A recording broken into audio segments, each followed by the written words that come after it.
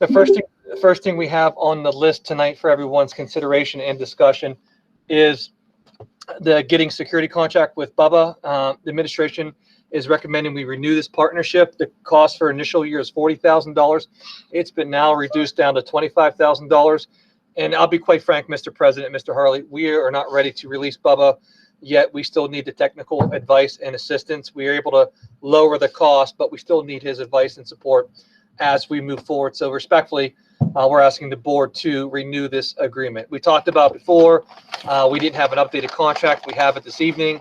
Jared's on the line. If there's any questions regarding the contract, he's on there as he worked with Bubba to get this done.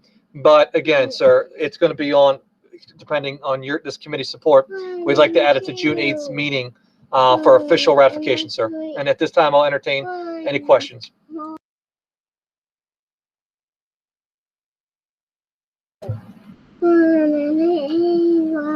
And if, Mr. President, if you're okay, there's no questions, I'll move on. Just tell me when it's okay with you, sir. I just wanted to, I think Uta wanted to say something, but I want to kick it back to Tom as chair.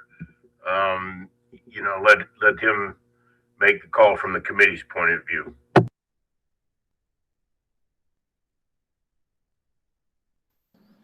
So Tom just texted that he can't talk and he'd like somebody to help him.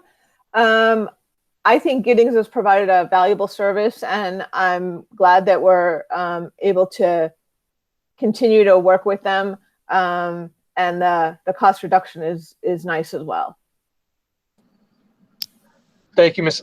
Lowry. We had a conversation with Bubba about the cost as well. And that's reflective in their willingness to work with us as well.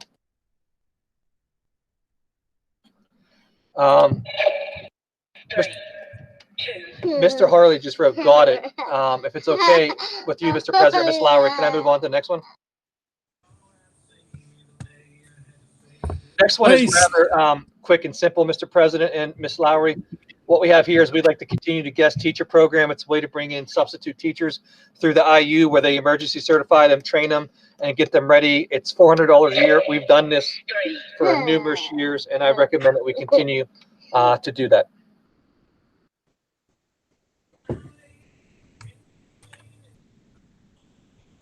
So if there's any other questions, Mr. Harley, Mr. President, or Ms. Lowry, let me know. If not, I'd like to add it to the agenda for next Monday's meeting. I think Tom's online now.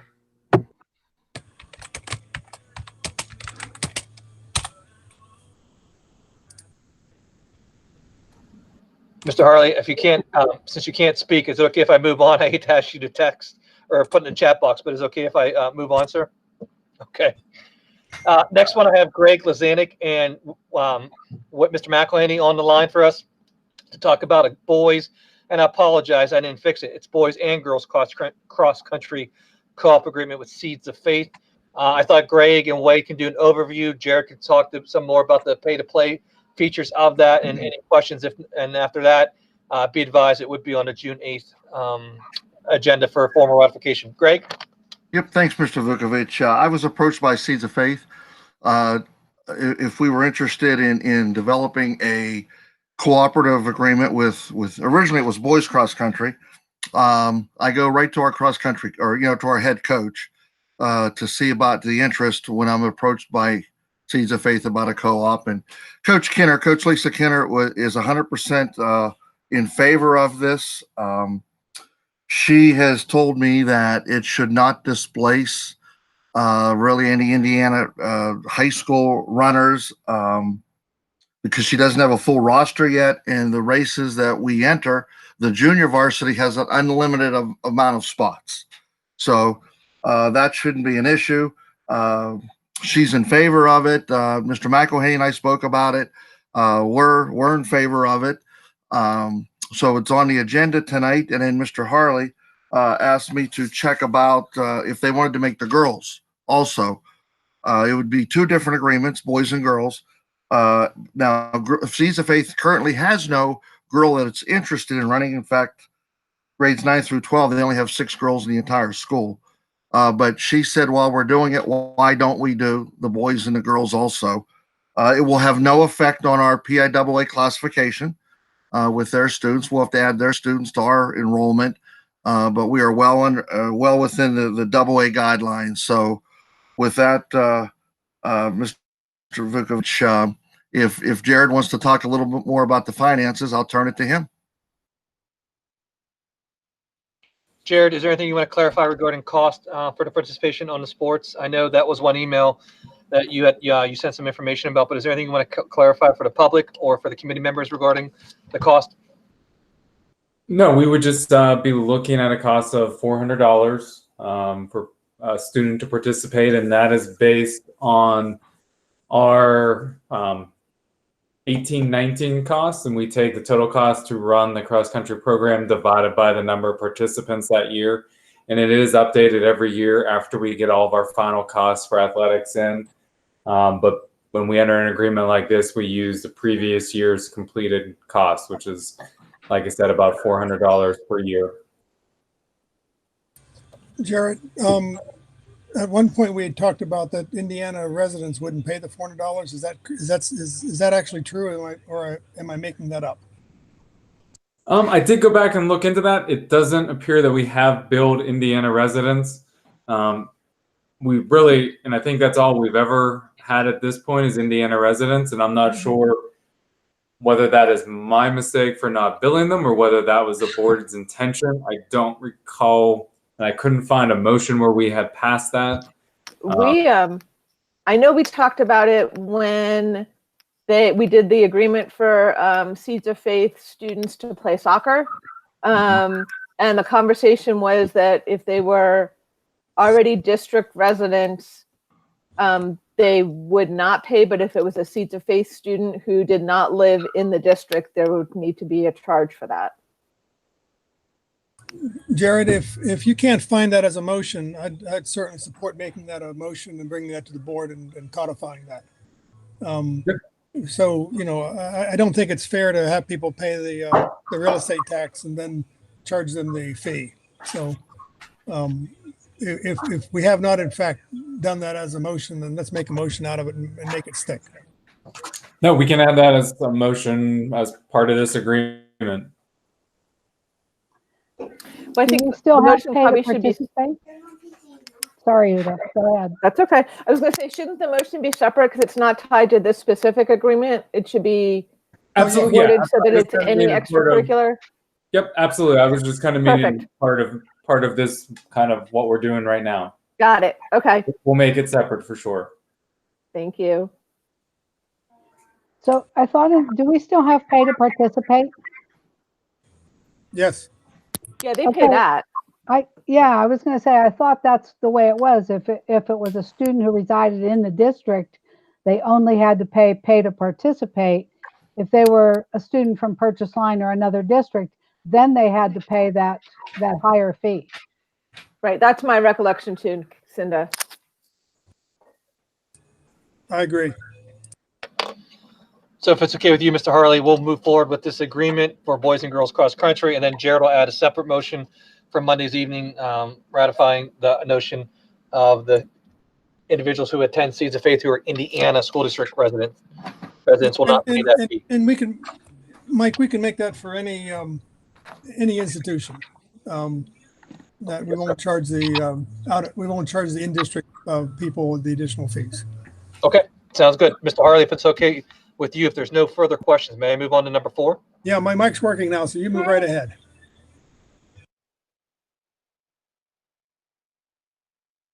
We have a very special guest with us this evening, and it's not just my daughter. It's the Associate Director for Technical Assistance and Training Center for the Mid-Atlantic Equity Consortium. Carmen is amazing. She is simply wonderful, and she's been helping us as part of that PDE grant that we were part of that pilot group. She's been coaching with us, working with us about how we can look at things differently, do things better, and see what else needs done based upon our needs to increase family and parent engagement. And she's simply remarkable. And one thing that we've been talking about is how can we do parent-teacher conferences differently rather than just coming in saying, hey, your child's great, they're doing fine. How can we do it differently where we empower them to understand exactly what we're doing curriculum-wise and how they can help at home? So I have her on the line. She's going to give us an overview. But for me, from my purview, there's 3 big reasons why I think we need to participate. One, we build better, more meaningful relationships with our families. Two, we can increase the capacity of our staff and families to help in our journey and our efforts, meaning programming wise. And then three, it's going to help create a data-informed culture that I think exists at some levels, but it's one of those things that can always be better and always get better. But we need a system. We need technical assistance to do that, and that's exactly what the academic parent-teacher teams will do to help us. So, with that said, I want to introduce you to an amazing lady. Her name is Carmen, and again, she's simply remarkable. And I'll turn the floor over to her. Awesome. Can you all hear me? Great. So, well, thank you for that wonderful introduction. I feel I can go conquer the world now. But as Mike was saying, my name is Carmen Rowland. I'm a program manager for the Family Engagement Center, Collaborative Action for Family Engagement, which is a project of the Mid-Atlantic Equity Consortium, which is located in Bethesda, Maryland. We are the statewide Family Engagement Center for Pennsylvania and for the state of Maryland. We've been working with Mike for a couple of months now, trying to figure out ways that we can support the Indiana community. And one of the ways that we talked about was through offering the Academic Parent-Teacher Teams program, which is something that one of our partners, Wested, is providing to our stakeholders and schools that are participating in our family engagement work. Our whole purpose with CAFE, the Collaborative Action for Family Engagement CAFE, is to help build partnerships among schools, parents, and community organizations to improve the development and academic achievement of all students. And so APTT fits right in, that program fits right in there with what we are trying to do. The Academic Parent-Teacher Teams program is just helps build the capacity of teachers to cultivate meaningful relationships with families, to also intentionally and strategically engage families in student learning goals. It helps families monitor and support their child's learning. And then it helps administrators grow and sustain evidence-based practices that align with school improvement goals. So APTT is a research-based, evidence-based model, and it comprises 3 75-minute team meetings throughout the school year, and then 1 individual meeting with a parent and teacher. And what we like to call it is basically parent-teacher conferencing kind of turned like 2.0.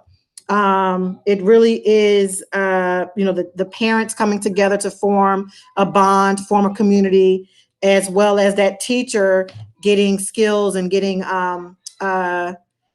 building their capacity in working with families and having data-driven discussions with families about their students or child's performance. So that's APTT. Is it okay, Mike, if I talk about the socio-emotional learning and the trauma support? We also talk with Mike and some of the other, the team, their leadership team in Indiana, about supporting the adults in the system, the educators in the system, with just kind of navigating COVID-19 and self-care. So that's some of the other work that we're doing. And I'm bringing this up because we're actually supporting, just as a center, providing resources and tips and strategies to school districts around how to support folks during the summer with preparing to come back to school, and which of some of those things, some of the equity principles should be considered as folks are thinking about what next year looks like for teaching and learning and mental health and well-being. Because you can't have teaching and learning without, positive well-being from an adult and student standpoint. We have many other projects and initiatives that we're working on. Again, Indiana, and we always say that leadership matters, and your superintendent there is definitely dedicated to the community and leads with equity, and it's a pleasure to work with you all. Thank you so much, Dr. Rowland. Mr. Harley, if it's okay with you, I'd like everyone to see if there's any questions, because what we would do moving forward is take the fall semester, the first semester, plan, develop, identify roles, and then start rolling this out in January. And then by next year, you'll see a whole new way in which we do parent-teacher conferences, a switch from the norm more to this academic parent-teacher teams. I included an overview and a guide and some case studies to show the evidence of this. But this is one the entire administration met with Dr. Rowland and her team. This is one we're interested in, we're committed in. And through this grant, they're able to pay for a lot of support and technical assistance that's needed to make this work. So when they leave or this grant ends, we're able to sustain it. And that's the most important part. And I'll be honest with you, direct with you. When you look what's going on in today's society, tell me if there's ever been a greater need for the forming solid foundations and relationships with our families. We need to connect. We need to build that. We need to sustain that. And we need to hear them out. This will give us a tool and avenue to do it consistently in a framework and hit more than just a handful of parents too. So there's a real great impact return on investment on our end. And we're asking for this committee support, Mr. Harley. Having had 3 kids go through the district, always the parent-teacher conferences were always disappointing. They were not as useful as I'd hoped. So I'm certainly in favor of trying to improve that event, and engaging families would be phenomenal. So I'm anxious to see what would happen with this. Thank you, sir. And if are there any other questions while we have Dr. Rowland on the line? I told her she doesn't have to stay for the whole meeting, but while she's here, is there any other questions? Oh, no, wait a minute. Why are you giving her a buy on that? Yeah, 2.5 hours. Is she committed or not? Are there any other questions from the committee or principals want to make comments? Because everyone was on this. We had a pretty serious talk as a team about, look, what do we want to be? What do we want to stand for? And we're going to truly reflect all means all. And it was unanimous. This is where we stand and this is where we want to go. But any other principals or committee members, Rob, anyone want to give input, please do so at this time. I have a question. Sure. This is Julia. Hey, Madam Vice President. Hi. Good to be here. Thank you, Dr. Rowland. I'm really interested in this, and I'm just curious to what extent you help with discipline, children who might be having discipline issues or acting out issues, things like that. How you handle things like that, just sort of on a macro level. Through APTT, schools can determine and pick kind of which school improvement goals they want to address using the APTT model. So they can figure out if there are particular groups of students they want to work with, if there are particular grades they want to work with to do this work. And then through that, so it's really kind of a needs assessment that would need to take place. And that's where, like, during the fall, we do some planning, have some really meaningful discussions about what does this look like and which group of students to start. Not saying that we couldn't expand, but which group of students to start really need this in-depth support and targeting. And then from there, expand to other groups. So that's with APTT. We also do, just in general, outside of the APTT work, provide other trainings around culturally responsive discipline practices, culturally responsive PBIS, using data to, looking at data through an equity lens to try and figure out which group of students, are having, for instance, discipline issues, as you mentioned, and then what's going on, doing some really deep dives, the 5 whys and so on and so forth, root cause analysis to figure out what's going on with that group of students, why are they having particular discipline infractions, or what's going on, what's happening. Yeah. That was something, so I was on the call with Dr. Rowland as well a few days ago. This is Ange McMasters. And it aligns with everything that we've been working on and focusing on as far as how to support our teachers and our students when we come back together. So I feel like it would be a perfect alignment and a great opportunity to build those relationships with our families that I think is so critical to all of our success, especially the students. So I figured you would say needs assessment. I'm just curious when that's, you say at the beginning of the year. So are you going to work from existing data and target a study that way? Or I'm just curious how pervasive that's going to be. So we do both. So we take, we would request existing data, attendance, discipline, you name it. school climate data, but we also like to talk to people. So do focus groups, interviews with whoever this committee or the superintendent's cabinet identifies needs to be, a part of this, including students and families, and doing some targeted kind of interviews and focus groups with them about their experiences, what they think about equity, so on and so forth. But we would obviously develop whatever questions and protocols with you all, with the leadership team.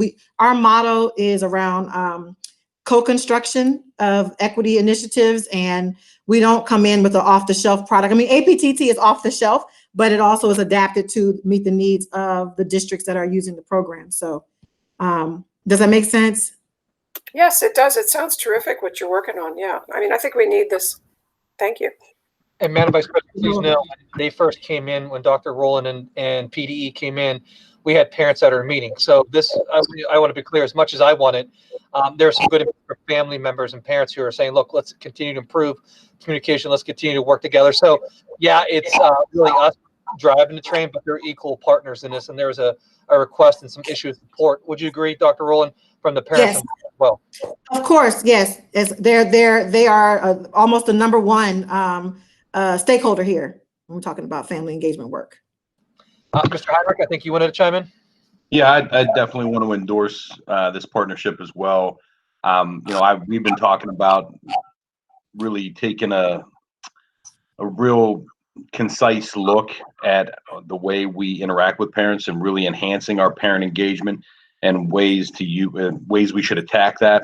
And I think although we have a lot of smart people who are going to build that culture, why not learn from experts who have done it in numerous cities across the country and have had success? It's an evidence-based program. Their model is proven, and I think we can learn a lot from them and really help our parents help us help kids, if that makes sense.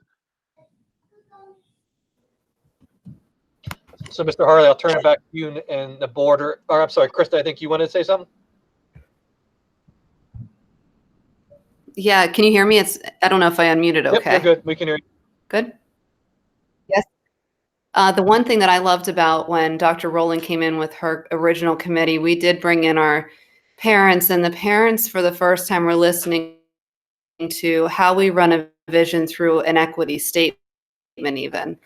And that is one thing that as a group of principals living in this area, it was like newfound knowledge, just learning what it means to run things through equity statements and knowing what that means altogether. So I think that there was also a comprehensive learning through this group as well. So just one more endorsement for the Mid-Atlantic Thank you, Ms. Savagian.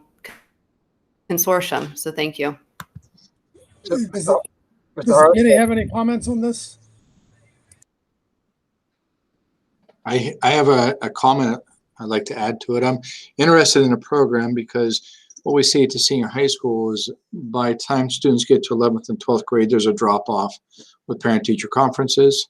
They're pretty healthy around 9th and 10th grade, but like to see if there are any ideas that we could implement that we can maintain that involvement through the 11th and 12th grades.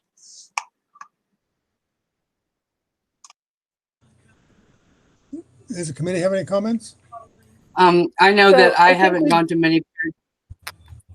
Go ahead. Terry. I know a lot of parents that have students in the upper high school don't go to as many parent-teacher conferences because usually we've heard it so many times and we feel like we're taking the time away from the teacher and who needs to talk to a specific group of students or that could use the time better. But all in all, I think anything to help relate more to the families can never be a bad thing. So I was going to say, I mean, I think we've learned that we can use technology to communicate, and it may be difficult for some parents to physically get to school when parent-teacher conferences are scheduled. And so maybe the option to do it through Google Meet or Zoom or something along those lines might allow us to extend when those take place. And I do appreciate the fact that teachers come in and are able to stay longer, but that doesn't always work for everybody. For, some of our parents who are working, second shift, third shift work, those times don't work either. So maybe offering an online opportunity to connect might net you some more participants as well. I agree, absolutely. I'll chime in as well. I agree with everything that everybody has said. I think we've focused a lot over the past couple of years on parent engagement. And I think this is much needed in the district, so I fully support it. Mike, I'm certainly hearing support from the committee to move this forward. Okay, if it's okay with you then, and the committee, I'll move forward. We already previously approved our partnership with PDE and participate in this grant, so I don't think it needs any board action, but I wanted to be clear and upfront where we're at, because I think it's that serious that it could warrant it if you want. But if you're okay, Mr. Harley, us and the team will continue to move forward, keep working with Dr. Rowland and the Mid-Atlantic Equity Consortium, and keep moving this forward, because I think the CAFE program is brilliant and it allows us to do what I like about it, sir. And I'll shut up after this. Rather than just doing rather than doing things by happenstance, there's a system to it. Everything they do is evidence-based. There's a system to it, and you're having some of the best experts. And I don't use that word lightly when I talk about Dr. Rowland helping guide us and giving us technical assistance. So we're all in. And if it's okay with this committee, sir, we'll continue to move forward. Okay. Yeah, Mike, I'd go ahead and bring this to the board okay. for their information. Anytime we can put a grant together and have such solid support for it, I think we should make a bigger deal about it. Okay, we will do exactly that. If it's okay with you, Mr. Harley, do you mind if I let Dr. Rowland go so she's not tied up the rest of the evening with us? I'm sure she wants to hang out with us. Yes, you can. Please. Thank you, Dr. Rowland. Thank you for your time. Looking forward to continuing to work with you all. Thank you. Take care, Dr. Rowland. Okay, take care. Bye-bye. Bye-bye. Okay, Mr. Heinrich, I think you were up, sir, with the HPE program adoption, sir. I'll turn it over to you. Yes, sir. Thank you. This comes from a necessity, being the father of invention. Because of COVID-19, the gym teachers, health and phys ed teachers, were tasked with trying to figure out a way to do online learning in health and phys ed and track the students' progress and without the use of our fitness center and our own facility. So to their credit, they went out and found a really interesting program called Platform. That's what that's how that's pronounced, the Platform, which is an app that students can put on their Chromebooks that they have, and it will introduce them to the basics of safe exercise. It'll put them through movement mechanics and other things, foundational work capacity, build a baseline for each student, which will allow those gym teachers then to customize workouts for the kids and track their progress as well as they work through the thing. The nice thing about this, when they first came to me and asked me, I instantly said no, because they said, of course, there's going to be a cost. However, the cost I think is really reasonable. It's $1,200 roughly, $1,275 for 15 months. So this will not only service our kids who are taking health and phys ed as credit advancement over the summer, but then they can also apply this to the students who take it online in the fall and winter as well. So we can get up to 500 students through this program, which will help us in not only track students' progress, but really help us customize health and phys ed online too. So I'm asking if the board would consider approving this purchase so that we can add this to our health and phys ed curriculum repertoire. Does the committee have any objections? Sounds like a wonderful idea to me.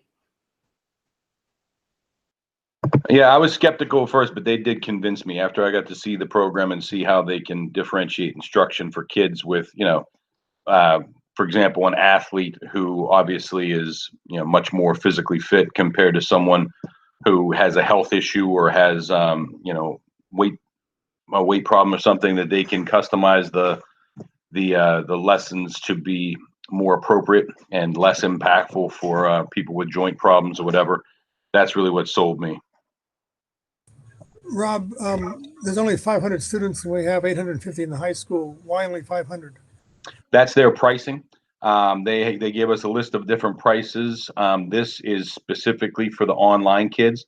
A lot of our kids take gym in-house, and the teachers can differentiate there for sure without much problem. But at home, when they put everybody on Edgenuity, there's a program there, but it's a little bit more difficult, especially when they're not coming into our fitness center. Now, I know that that might change after July 1, where the fitness center might be available for some kids, but we thought that this was a nice price point where we could run it as a trial program for a year and see if it's something that's worth keeping. But you wouldn't run it for every high school kid? No, it would only be for those kids that take it online, sir. I mean, we could always expand it if you'd like. I mean, there's another price for 800 kids to get everybody through, I think was around $2,000. So it's not, prohibitively expensive to increase it. Okay, well, I'm certainly, if it's good for the online kids, I'm interested in whether the in-person kids, and also there's a decent chance that we're remotely doing phys ed this fall. So we probably should have that in our back pocket if we have to expand it. Yes, sir. I can definitely, for the board meeting, I can put both offers, the 500 kids, 500 students and the 800 students, and we can pick from there. If that'll help. My hope is that we could go from 500 to 800 if we need to. Rob, I have a question on the pricing. Yes, ma'am. We're clearly not going to have 800 students taking phys ed at the same time. So is it Correct. for Well, 500 individual users for 15 months, or is it 500 users at any given point in time in the 15 months? the second one that you said, it's up to 500 licenses over that course of 15 months. So it actually would be, there'd be more room than necessary, but the price point before that was too low. It was only 200 Right. kids, and that wouldn't have got us through everything. So, so this was the best fit package of those presented. Rob, this is Walter. If it's for 15 months, it would cover this summer, all of next year, and next summer as well.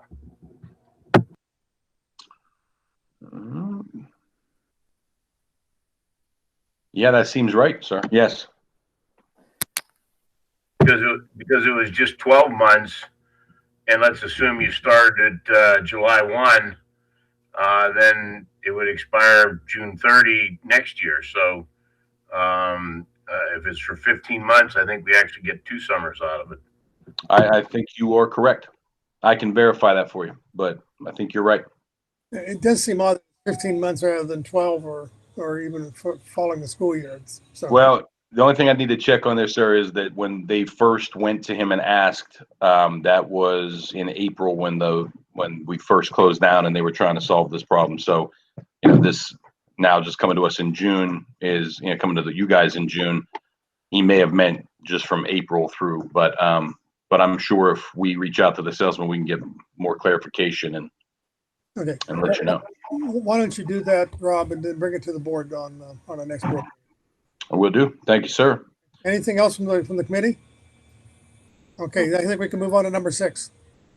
Mike, that's mine as well. Yep, go ahead, Rob. So this is the summer catch-up camp. You guys know about this already. We talked about this partnership with the United Way that we were fortunate enough to come to. They are providing us $25,000 to provide extended services for our students, grades K through 3, in literacy and math, if there's room. The board had shown some interest in perhaps extending it to 4-5. So that's one part of discussion. We want to talk about what that would look like and what that might cost. And if you want me to move on that, I can certainly do so. And then the second thing is at the next board meeting, we have posted for hire the teachers who are going to provide this service over the summer, and we'll be bringing names to you next Monday. However, due to a glitch that we had, we did not post this until the last possible second. So not going to have time to send you anybody's credentials ahead of time. They are our people. They're our teachers. It's not like we're hiring new people, but we are going to bring names for your consideration next Monday. And Rob, that's for the K through 3 group. Yes, sir. Now, if you want to do the 4 to 5, I would have to post that. We could post that tomorrow. We could start that camp a week after the other one, and it could run because they're running virtually. We could, we can do them.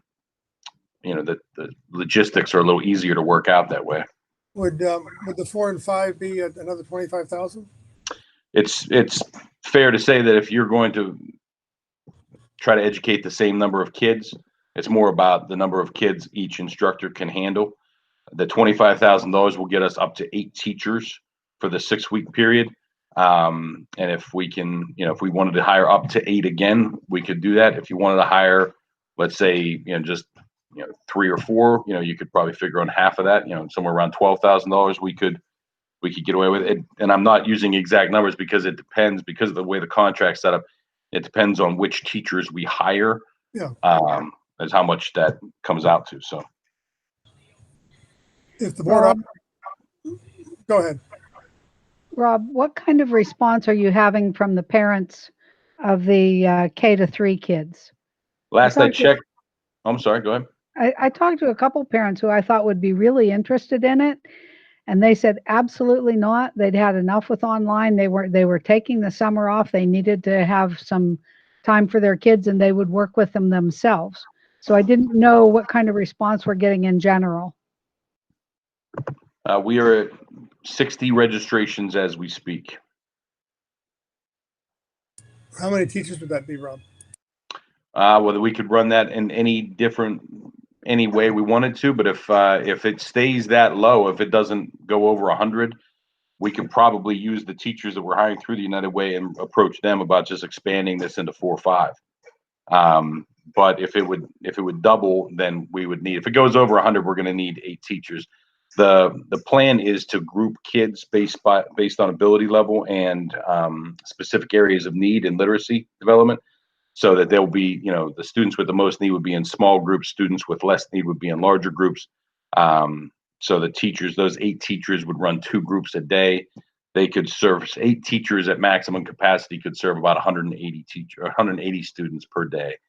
But obviously they could, we'll be overstaffed. We wouldn't hire 8 if there's only 60, but I would definitely recommend, we hire 4 or so that we can break up the groups further. Would the committee support up to a $25,000 match of this grant to expand the program to 4-5? Should it be necessary? But if not 100 kids show up, Rob, then the grant would stand as it is. Tom, I'm not on your committee, but I support that wholeheartedly, because I think that we could fix that, Cinda. No, that's quite all right. I'll come to the meetings and put in my 2 cents without being official. I think anything like this that we can do for any of these students, either with literacy or math or social and emotional behavior, any of those things, I think we need to do. And $25,000 is not very much considering the gains we could make. Yeah. One suggestion I might make, sir, is if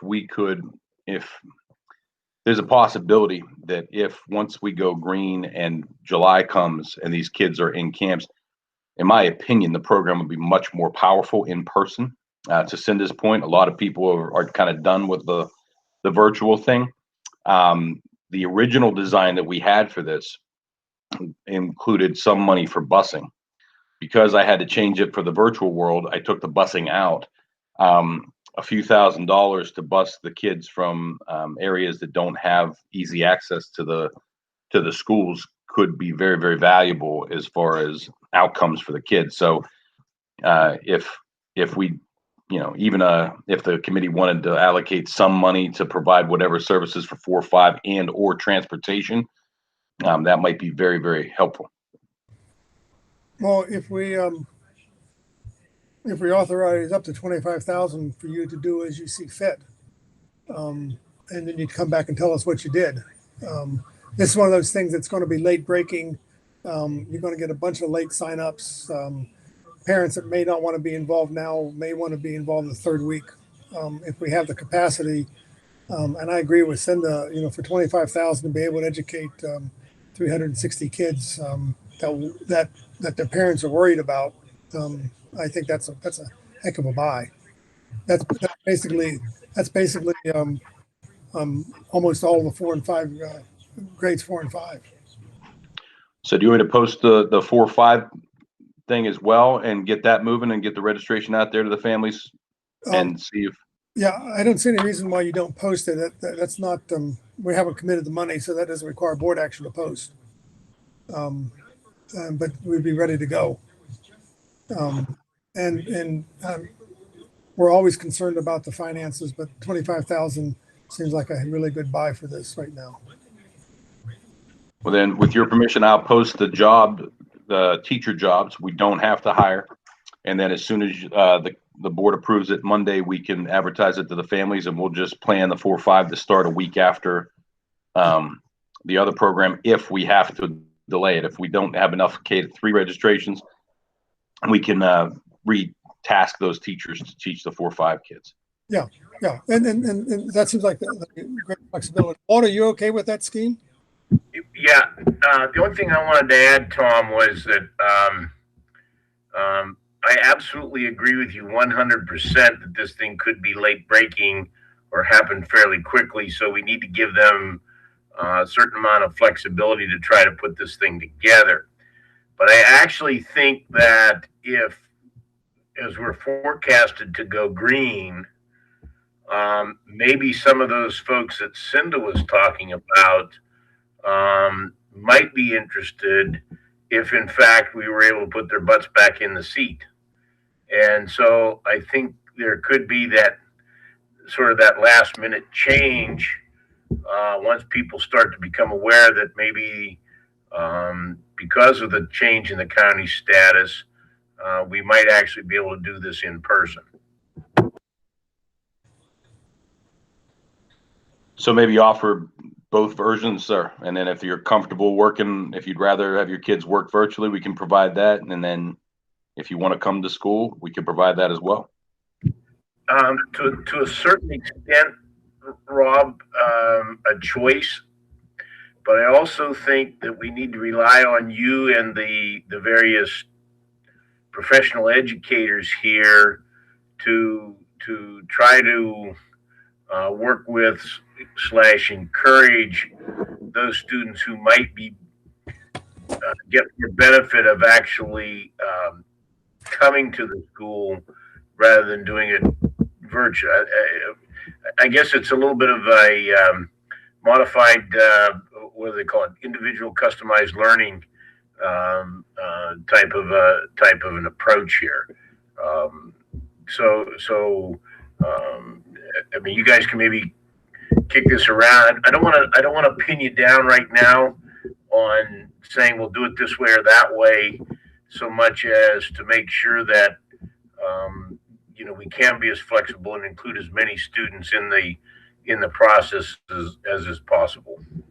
I appreciate that, sir. Yeah, we appreciate the flexibility. We'll do what's best for kids. If you guys approve the money next Monday, we can advertise it on Tuesday. I'll have the advertisement ready to go. We'll send it out right after the board meeting. I'm good. So, Rob, can you for the board meeting give us a? We know what the breakdown would be for the summer camp if it's done virtually. Can you give us a breakdown of how much the transportation charges would be if we had a full group of students, 100 students in K-3 or 100 in 4 to 5? What kind? Yes, what's the range of transportation costs? I'm sure Jared could probably tell you more accurately what a bus costs, but we were budgeting for one bus to hit the 4 areas in our district that are most need, so that those kids had an opportunity to come. And I want to say, Jared, it was somewhere between $6,000 and $7,000 for the bus for the entire run, but I can verify that and let you know by next Monday. Yeah, I'd just like an idea of how much it would be. No I want to say, number needed. yeah, I think $6,000 to $7,000 per bus for the 6 weeks is probably pretty close. I think you're right there. Pretty close. that is all then. If there's nothing else, then we will have our plans ready to go. And when you guys approve it, we'll hit the ground running. Thank you, guys. Good. Okay, Mr. Hurley. Next up on the non-agenda items now, number one, as you know, on June 5th, Friday, we go to green status. So you asked me to add this to the agenda for discussion tonight, and when we looked at the regulations, we are allowed to open them up, and it goes over some of the rules and guidelines with regards to, ratio and groups, signage, and hygiene.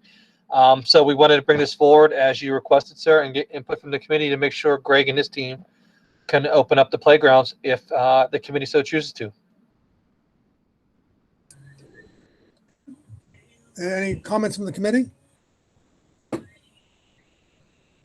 No. Yeah, so it talks about hygiene, it talks about hand washing, it talks about signs. That just puts a whole lot more responsibility on somebody to go and check that and make sure that that's available and that the signs are up. And I don't know what our staffing capacity is, so I don't want to assume that that's going to be an easy lift for somebody. But the users are supposed to provide their own hand sanitizers. Certainly the data has come out now that the virus doesn't live as well on surfaces as was originally thought. So we would have to place signs around the facility I'm not sure what the signs are supposed to say. Do you have any idea what that is, Mike? No, what we could do is we can look at some of the best practices. I'm assuming they're going to talk about the need for physical distancing, hand washing, and proper hygiene and etiquette if you sneeze or something of that sort. I can double check with Greg on that, but I'm assuming that's what they would say, sir. Okay. Well, yeah, I would certainly like to have the proper signs in place and move these things forward, if at all possible. Is there any objections from the committee? Tom, this is Walter. Tom, this is Walter. Tom, this is Walter. My only suggestion, I agree we should open these playgrounds up as quickly as is possible. My only concern about doing it on June the 5th per se is whether or not we have the time to get them all up and running or have all the signage in place and so on between now and or Friday. Walter, don't misunderstand me. I'm not saying open them on a certain day. I'm saying get them reopened as quickly as you can. But the administration has to put the signage in place and make sure that we're ready to go. So if it takes June 6th or June 10th, that's when it would open. But right now, without action, they can't do anything. Yeah, no, I agree. Let them figure out what the plan should look like and make the determination. Just knowing the board's wishes is get it done as soon as practical. Mike, why don't you bring this to the board, open the playgrounds at our next meeting, and tell us when you're going to have everything ready to go. I can work on that, sir. Yes, sir. Okay, very good. Can we move on? If the committee so chooses, I'm good, sir. Any objection from the committee? Okay, moving on. I'm sorry. No, Tom. I just so this wording that's in the material that's in the agenda about public playgrounds may be used by supervised child care and summer programs. Supervised, there's got to be physical distancing. We need to be really careful and make sure that however we do it, that we've got everything covered. And, if it's hand sanitizing, physical distancing, and the supervised part is really concerning to me. So we need to find out what the rules are exactly and then do everything we can to open the playgrounds, but we need to be careful. Where do you see supervised? I don't see supervised in the green. In the very first thing that says, the chart says playgrounds, the very first group says, public playgrounds may be used by supervised childcare and summer programs. So no, that's in the yellow. Is it? Oh, I've got a black and white copy here. Oh, Yeah, Cinda. Okay. You should have spent the money for the color. Well, I would normally just leave it on the computer, but I have to see your smiling face. Okay. Okay. So, Okay. Mrs. So Broad, even but Cindy, if you click the picture, I think I made it a hyperlink so you can see the whole document if you'd like. okay. the part that is concerning, it says reinforcing all of these things and reminders to discourage touching your face and all of that. I just want to make sure that we're not rushing to open up playgrounds and creating additional problems for ourselves. I totally agree. I think we need to be cautious for all of this. We need to be very cautious. We really do need to go slow so that when we're ready to go fast, we can do it. But we can't just take off and go because we want to get them back open. So I really recommend caution.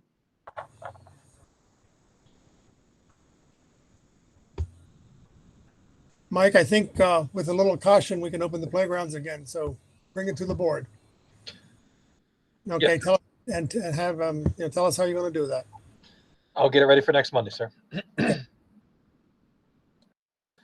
I think we can move on. Okay, yes. The next one is just an informational item. During the closure, the Indiana Area School District co-wrote with Dr. Mark Greenberg appeal course that will be that was approved by the Pennsylvania Department of Education, and that we're going to be co-instructors with.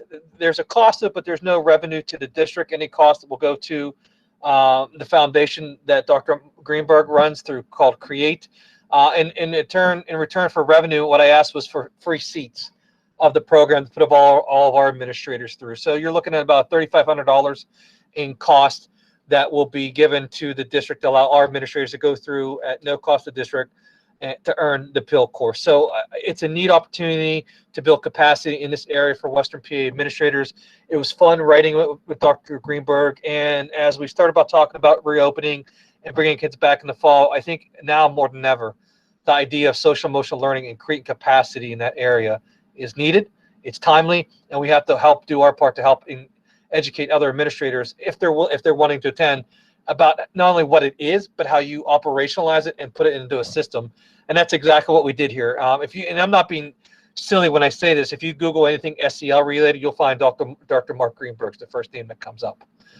He's that good, he's that profound, and has that much expertise. So it was a neat opportunity for us, and we're just simply asking, making you aware of it to make sure that we can participate in it as we move forward, because I think there'll be a real return and value added to our administrators by going through the program itself. Rob, Ange, Justin, you guys also were assisting in the project development. Anything you want to add to that from your perspective as well? Just it's an exciting opportunity, to work with giants like Dr. Greenberg and bring this kind of quality training to not only our team but to the surrounding teams is a really unique opportunity that doesn't come around every day. So I'm excited.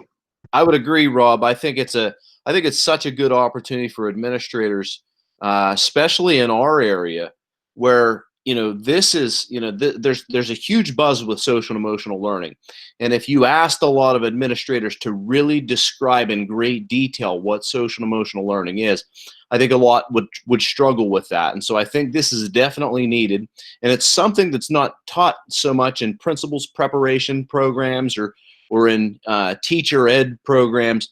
So it's absolutely needed and necessary, in my opinion.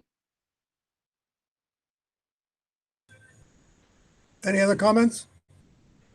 Mike, congratulations on finagling free seats for us. Well done. Thanks, sir. Yeah, it's always wonderful to see you make something out of nothing. So keep up the good work. Put a couple of zeros behind it next time, and beat the whole county. Yes, sir. I certainly bring this forward. The committee will support it. Thank you, sir. If there's no other comments, then let's move on to number 3. Okay. Next one, sir, is about summer conditioning. I talked to Mr. McElhaney and Mr. Lazanik. I said, look, I need you gentlemen to start thinking about what are we going to do? What's our course of action going to be with regards to summer conditioning and sports and extracurricular? As the things start opening up to green, as things start changing, I want to know where we stand from a district. Wade, as you know, under PIAA laws, is the head of athletics because the high school principal. Greg is our athletic director. So I really asked him to go through, make some recommendations, and look at some, give us some guidance on what he wants to do in that area. And I want to be clear on a couple things. Number one, what we're saying is go slow to go fast, as Cinda quoted earlier. And number two, what we also want to do here is we don't want to do anything till July 1st, because right now we thinking open anything up is premature. We're not ready for that. And we want to follow the rules, lastly, of what the governor and PIAA is saying. And from Wade and Greg can clarify what I think we're hearing at this time is they're recommending the same thing. Do nothing till July. Stay the course as of now, but start thinking about what your plans may be, what your protocols may be. And that's exactly what Greg and Wade did.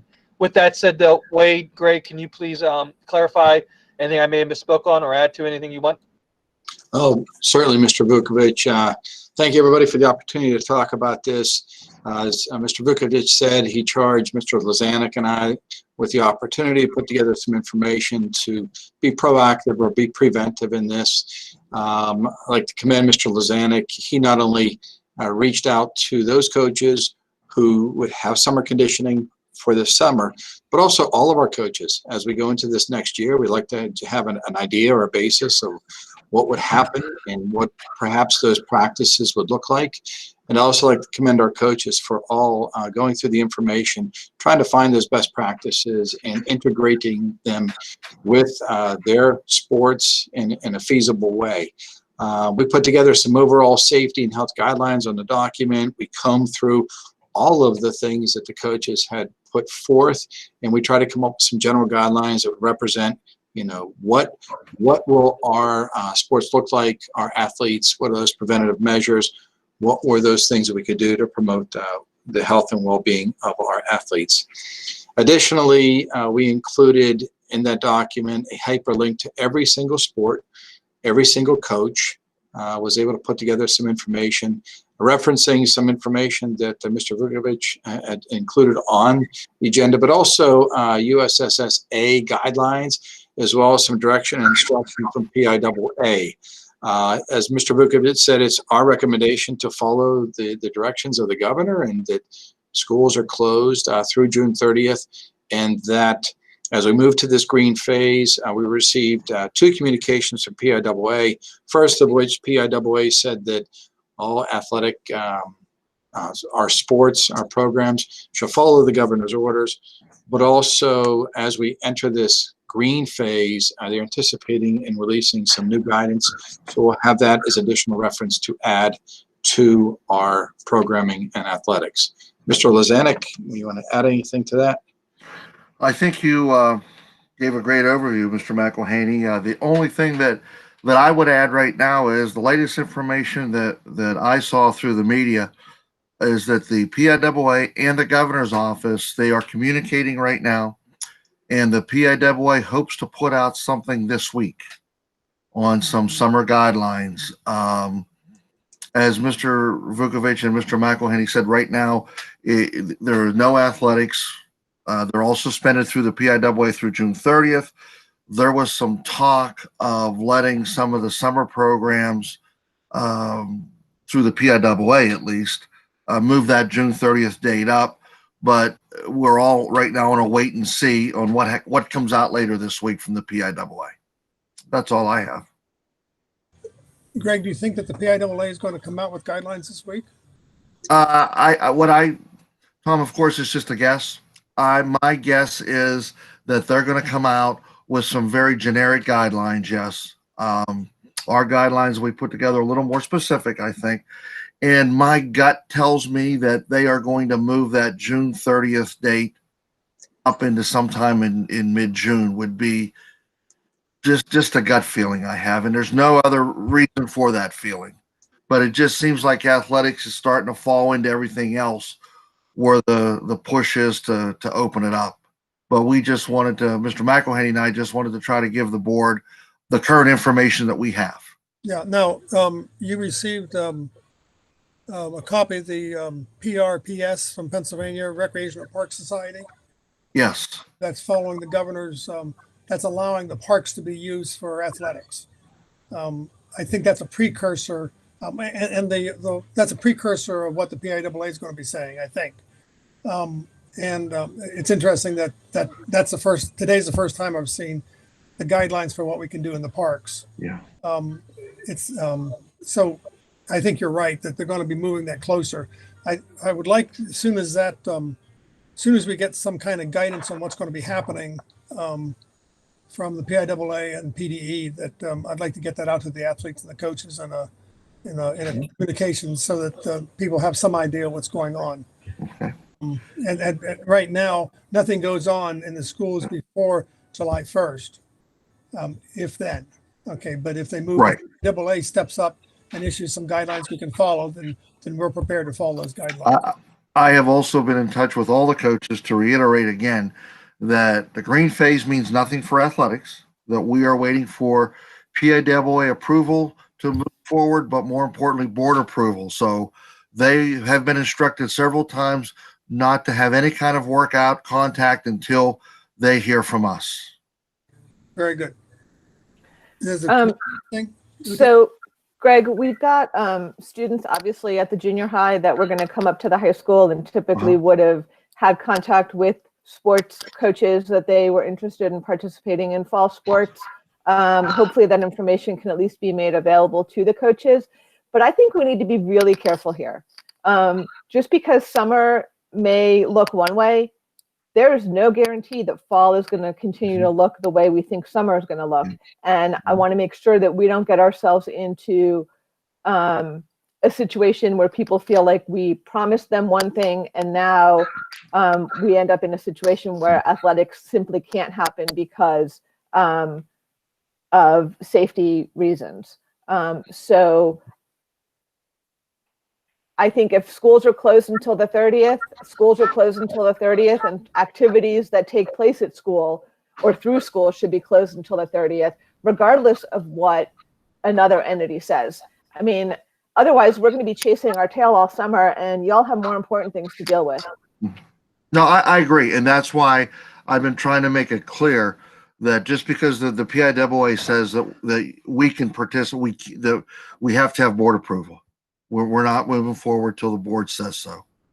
Greg, would the PIAA say, for instance, June 15th without the concurrence of the PDE?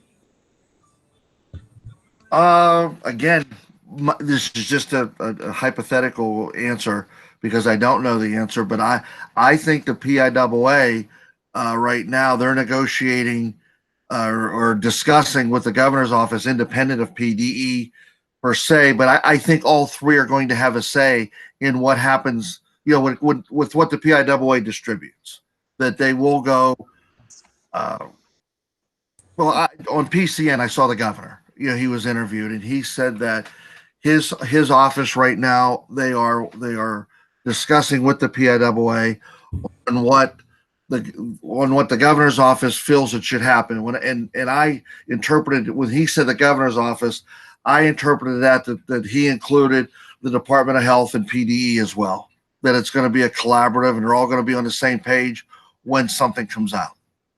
Boy, Greg, that'll be the first time that happens, huh? Yeah. I'm hoping. Yeah, well, they're bound to get it right sooner or later. Yeah. Greg, I would agree with that too, because the one PIAA communication from May 21st said PIAA was going to follow what the governor's orders were. Hey, Greg, this is Mr. Vukovic. If I could just clarify, I'm a yes or no suffice. I'm assuming your recommendation would be we have to wait till July 1st because, as far as I know, we took no action to hire anyone. So even if the PDE or anyone opened the floodgates, we would have no one as properly supervised. And according to our policy, volunteers can't simply do that. It has to be paid personnel. So at this point, I think you'd recommend wait till July 1st, go through, complete the interview process, and then bring those names forward for the board to ratify and approve first. Is that correct, sir? Yeah, I agree with that. We do have two sports that we've interviewed. We've made we have recommendations for a candidate, waiting for action. And there's a third varsity coach that has resigned, and we're going to start the process. But I agree. We need a head coach in all sports to move on. Mike, why don't we move that process forward as if we are going to hire in time. If we can get the fall sports, all the fall activities lined up, teed up, and ready to go, so we don't wait till August to hire these people. When would be the first, after you hire, when's the first time you have to pay them? This is Julia. I know, Madam Vice President, we do 3 installments. Jared, what would the first one be? I'm assuming mid-August, but Jared, can you clarify for that for us? Yeah, it'd probably be the first pay in August would be the first one. So within the first week or 2 of August. And can you tell me again, if we do hire these people and we pay them their first pay in August and everything's going fine and everything gets shut down in November and stays shut down, then are we on the hook to pay them the full amount? Well, where we're at now, Ms. Cinda, that's a great question, is I don't know. Act 13 expires at the end of the school year, which is June 30th, 2020. I don't see the legislator coming through and react another Act 13, but they could, Ms. Cinda, and I don't want to lie to you, so I don't know. As of now, if they didn't renew it, no, we would not be on the hook. If they did renew it, then yes, we would be. But I don't know what the state legislator is thinking, what they're going to do in regards to this area. But I do know this. It does expire on June 30th, and that's why we also, I think Greg and Wade are also advocating, let's go slow in this one, because we don't know what they're going to do as well. Yeah, I don't want to pay anybody. I don't want to be forking out money, hard-earned money here from the taxpayers if we're not pretty sure. There's no reason to jump into this, I don't think. Plus, it'll take 30 days to find out if going green, there's any brush fires from the virus, to see if anybody's sick in that 30-day period. Julia. No, I don't care. Okay. It's not right to have these coaches go through the preseason and then not hire them and not pay them. Well, first off, we can't have a preseason. I'm not saying don't pay them. I'm saying I don't want to be on the hook for paying them for the full season if we don't use them for the full. I agree with Cinda. First off, the academic season is broken into 3 parts. So the season is pretty well completed by the end of October, November is the beginning of the basketball season.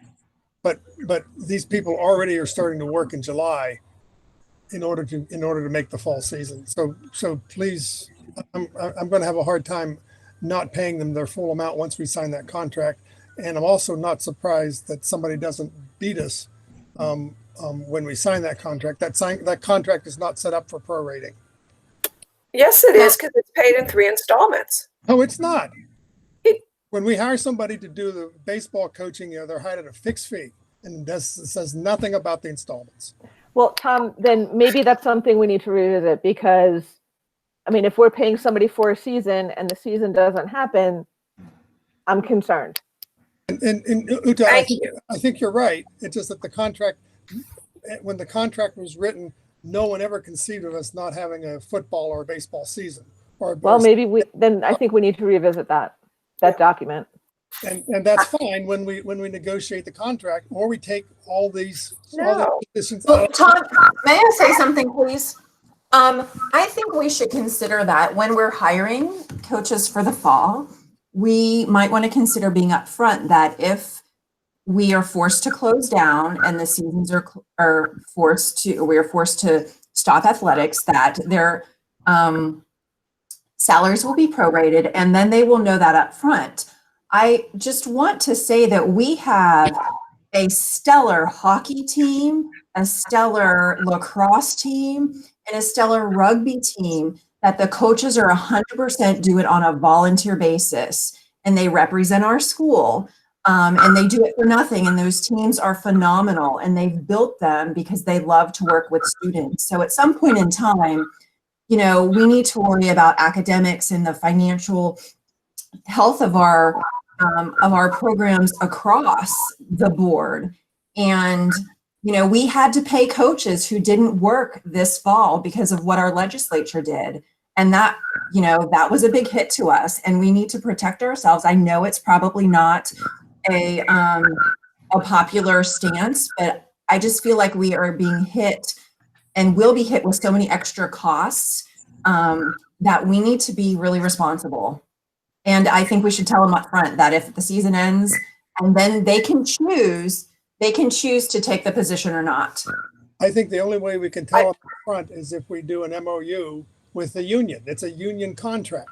And I have voted against this this contract every time I've had a chance to, because I don't think they should be in the contract. It would allow us to have a clause like you're suggesting. But right now, if we have a baseball team, we're going to pay them under the contract terms. And the contract doesn't allow us to change those unless the union agrees. Yeah, but I think the faculty I think the coaches would be, we have to ask. It would be, it's almost fiduciary with our funds that we should be asking. Plus, we don't even know what the PP&E is going to cost. And so if they need, I don't know how you play football with a mask on, but if you can't play football and breathe with the mask on, can you play football? Julia, I think dollars are too short, Tom, to talk about the fine letter of the law under the contracts when we can all be reasonable with one another. Well, to be reasonable, Mike has to get an MOU with the union that would allow us to do something like this. And if you're going to do it individually, I think you're setting up. It will not work. Season starts, we're going to owe under the current contract the entire coaching fee. Tom, this is Walter. Why don't we suggest to Mike to whether he couldn't investigate that a little bit with the association, at least try to get some feel for that, and you know, I agree with you that a strict technicality, if somebody wanted to push it, we would probably be on the hook. I also understand where Julia and Tamara are coming from and agree with them, and I think you do too. But perhaps if the MOU is the solution here, maybe we start to explore that idea, you know, or have Mike or Jared start that process. If I could add something to this conversation, whatever that common ground is, I would ask it to be consideration for many of our sports. They have conditioning outside of their seasons, whether that's in the summer or whether that goes on throughout the year. Mr. Lozanic could probably give a breakdown of particular sports in that effect. So that pay they receive is for that particular season. However, many of our coaches are giving time beyond that season. So when you start to find whatever common ground it is on however these individuals are paid, that is taken into consideration. Yeah, I'm in favor of both of those considerations, Coach. So am I. Thanks, Wayne. Yeah, me too. So Mike will go over this. I have some work to do. Yes, Madam Vice President. Yes, you do. I should say. I will start working on it. Yep, we'll bring a plan together. And I apologize for bringing it up. I just wanted to make sure we were clear and the board, we have clear direction. But again, we do recommend we stay closed until July 1, and that gives us some time to interview, hire, plan, get the answers to all the questions. So we'll start doing that, Madam Vice President. Mr. Harlan. Mike, there's no apology for bringing this up. This is going to be on us real soon, and we have to have a way forward. We're going to turn around here and blink twice, and we're going to be in the middle of a conditioning for the fall sports. Yeah, and I think the recommendations and the guidelines that they worked on shows that we're on top of it. I just, and I don't want to be disparaging or nasty. I just wish we had more guidance right now. I wish I knew what was going on so we can make an informed decision. And you'll see what we can control, we're controlling, meaning we're interviewing. We'll be ready to go end of June, July to hire, and we have protocols in place. But I'd like the Department of Health to come out with protocols. I'd like the PIAA to come out with protocols, and they haven't done that yet. So as far as the scope of what we can control, I think you'll see as a result of tonight, we're in control. The things that are outside of that scope, that's where we're all struggling. And I'm not trying to be nasty or disparaging when I say that. It's just those are some, I wish we had some guidance so we can move forward. But I have some work to do on my end. We got some better clarity, and we know what we need to do now. Mike, I think, obviously we're specifically talking about summer and fall sports, but I think we also need to be aware that there's no telling that something like this can't happen in the future or, might not affect other seasons. So this isn't just isolated to whatever happens between now and, October, November. You're absolutely right. And we don't even know, like, please, I'm not trying to gossip or spread rumors, but what if the PIAA came down and said, okay, fall sports are now winter sports and spring sports become the fall sports? So that's why I'm just holding off. And I'm not saying they're doing that. Please don't think that's what I'm saying. I'm hoping and wishing more information's coming. And we're trying to just be as prudent and wait as much as possible. But you're right, Uta. This could happen again. And that's why the whole pro rating of salary, let me start working on it, get some clarity, and then we'll be ready to go. I'll do my best. I think we beat this horse enough. We can move on. Thank you, Mr. Harley. Last one I want to talk to you about is the 2020-21 school year. We have been doing a lot of planning, a lot of work on getting ready for next year. And right now, there's not a lot of information coming down the road as far as what schools are going to look like, what we can do and what we can't do. And I know the governor and his team and the Secretary of Ed, they're all working on that, and I expect that to come soon. But what we thought it was prudent to do is start working on this on our own. So I want to give you an overview, and I want to talk about this in a little bit of great detail and spend some time working on, because I think it's that important. Number one, I think we all need to surrender that the document we're about to show you is long. In the email that we'll send families, I can put a one-page primer that explains that document. So if people don't want to read it, they don't have to. They'll know what they want. But I'm adamant, and I hope you'll support me. The fact is the document needs to stay the document. Here's why. As a parent, I want to know what your scenarios look like and what all information you have at the current time. So when I make a decision, I make it informed. I make it aware of exactly what the school is doing up to this point. Now, I did not include information about wearing masks. I did not include information about social distancing right now because I'm waiting for the state to come down. And honestly, they have to own that and tell us what they want. I know the CDC, we reviewed the CDC guidelines, and they're only now, if you look at their language, they're saying they're non-binding recommendations. So what we're doing at this point is we made a comprehensive document that we think does a great job explaining to our family what exactly our schools would look like, what their options are, and all the information we have at this time. And again, I think there's fair criticism if you say, look, it's too big, it's too large. Let me adapt a one-page primer that will go in the email body so parents can either can just read that, and if they want, look at an entire document. But I just think in the sake of transparency, the sake of honesty, if we want parents to make an informed choice so we could do our planning, I think the information in there is good. So Randy, I'm going to ask you this. I would like to go over it real quick with the board, then I'll entertain any conversations or questions or criticism, because it's fair. But Randy, if you can click on the link and pull that up for us, I'd greatly appreciate it. Yep. Okay. Give me a minute. I'll put it up. No doubt. Know this, and while he's pulling it up, here's how we did it. We divided into two teams, and we meet every week on a Friday to review what each team has done. So we took it from an operational behavioral health side, and we took it from an academic side. And we thought this, one, people are going to know the operational behavioral side first, and then they're going to know what the academic options are as well. But we have to do the concrete, the non-abstract items first. And that's exactly what we did. I think the document is complete. I think it is large in the fact that it covers a lot of information and a lot of topics. But I got to tell you, not only as an educator, but as a dad, these are questions I would ask. Randy, can you go on to page 2 real quick? We have a nice table of contents. Go ahead, continue to scroll on. I have a letter from me about a lot of the things that we did in building this and some of the scenarios on how we did this. Look, do I think parents need to know about our areas of focus and our guiding principles about how we built this? I do. Here's why. Because I want them to know if they say, well, what were they thinking? What were they thinking about when they did this? What was going on in their thought process when they gave this option? They know. Again, I can't control whether or not people read everything, but what I am responsible for is giving as clear and concise explanation of our programming to the best of our ability, and that document does that. Go on to the next page, Randy. Now, the first criticism you may have, and stop there. Again, the third one's fine. The one criticism you may have is say, Mike, why do you need a 3-page letter to the families in the opening document? Because there's a lot of information, right? And I don't say that to be curt or silly, but I want to try to calm down emotions and let people know that, look, we're in control. We're doing the best we can. But also, I reminded them 3 times in that opening letter, we're going to surrender to whatever federal state guidelines come down our way. Until such, we are going to plan, and they need to know we're thinking about this. They need to know what our options are. So when they vote and they pick what option they want, they vote informed. Now, when we did the first survey, it was a general survey. So yeah, do we know 82% of our kids, of our families want to send their kids back to school?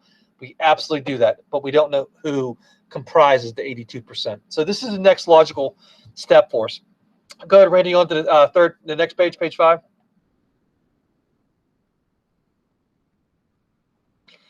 So it goes on, continue, Randy, you can you move on? So here's the big 3 options, and Rob and his team and everyone else can add into this because it was a team approach.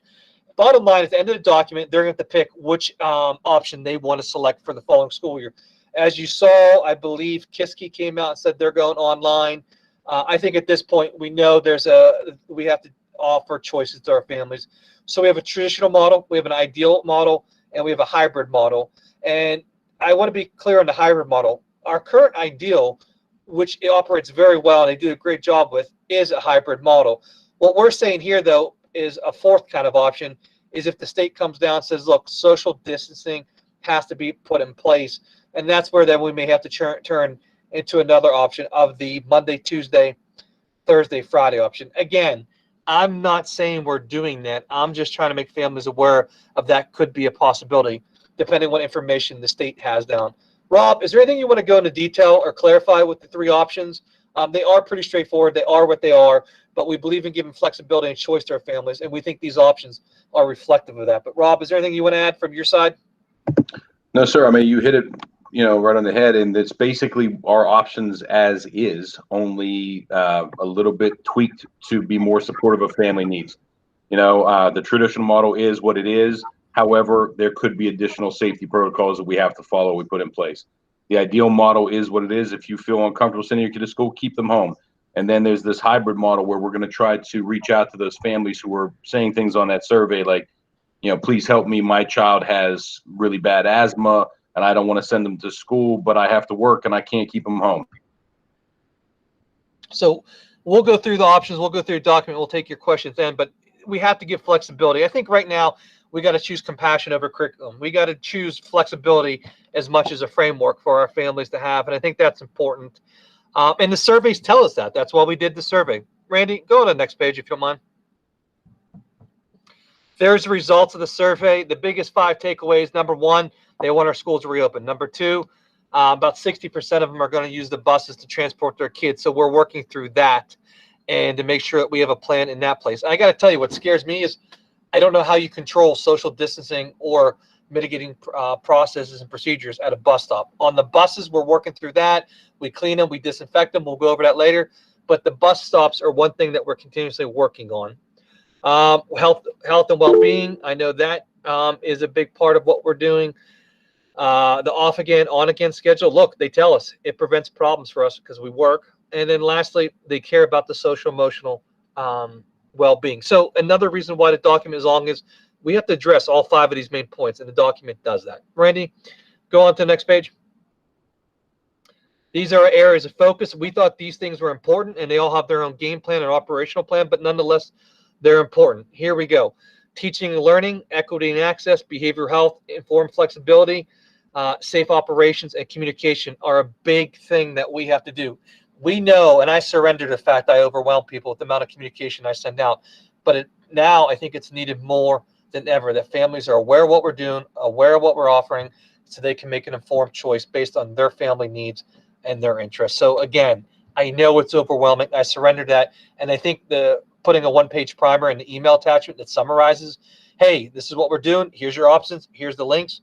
If they don't want to read it, we'll do that because I think that's a fair compromise. But as a dad, I would want to know what you're doing in all these areas. Move on to the next page, Randy. These are our guiding principles. When we built this, we worked on this. Look, we did a couple things. Safety is first and foremost one of our guiding principles.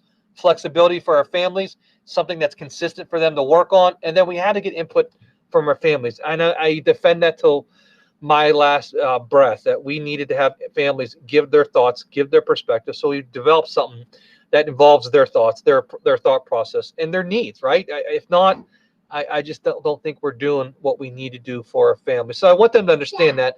So when they look at the way we build it, they know what we did. Move on to the next page, Randy.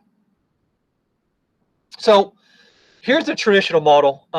Basically, it's your Monday through Friday schedule, and you can go through and you read it for yourself. I'm not going to go over that, but there's two things I want to point out. Number one, we added a bullet point about the district will be required to adhere to any CDC guidelines or the state, everything the state and federal government impose. Again, as a reminder.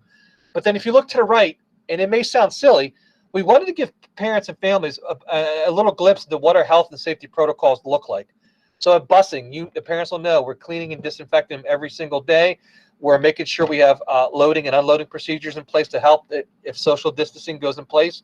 We're going to check our bus drivers day in and day out to make sure they're healthy and they're safety, and we're going to train them related to the pandemic. In the area facilities, you're going to see even more heightened alert with regards to cleaning on a 2-hour cycle of high-frequency areas during the day.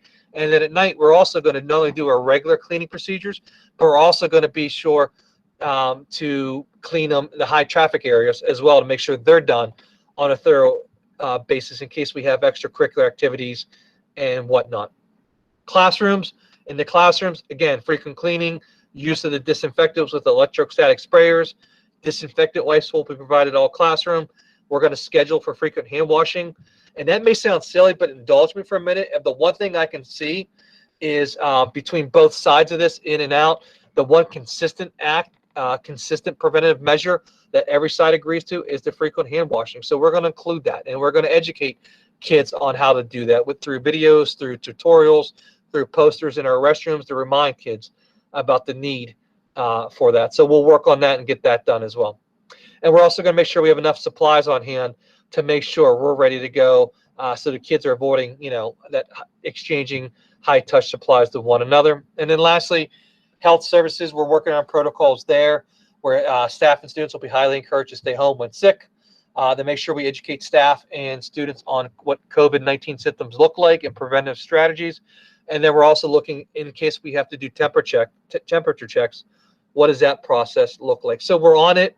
It's not as solid as we want it to be at this point, but where we're at, I think is far ahead of most schools. And that's not being arrogant or bragging. It's saying that we're putting a lot of time and thinking into this plan to make sure when parents vote and say, look, 82% of our kids are coming back through our doors, they know exactly what we're doing to make sure that we are taking their health and their safety into consideration. So let's move on to the next one.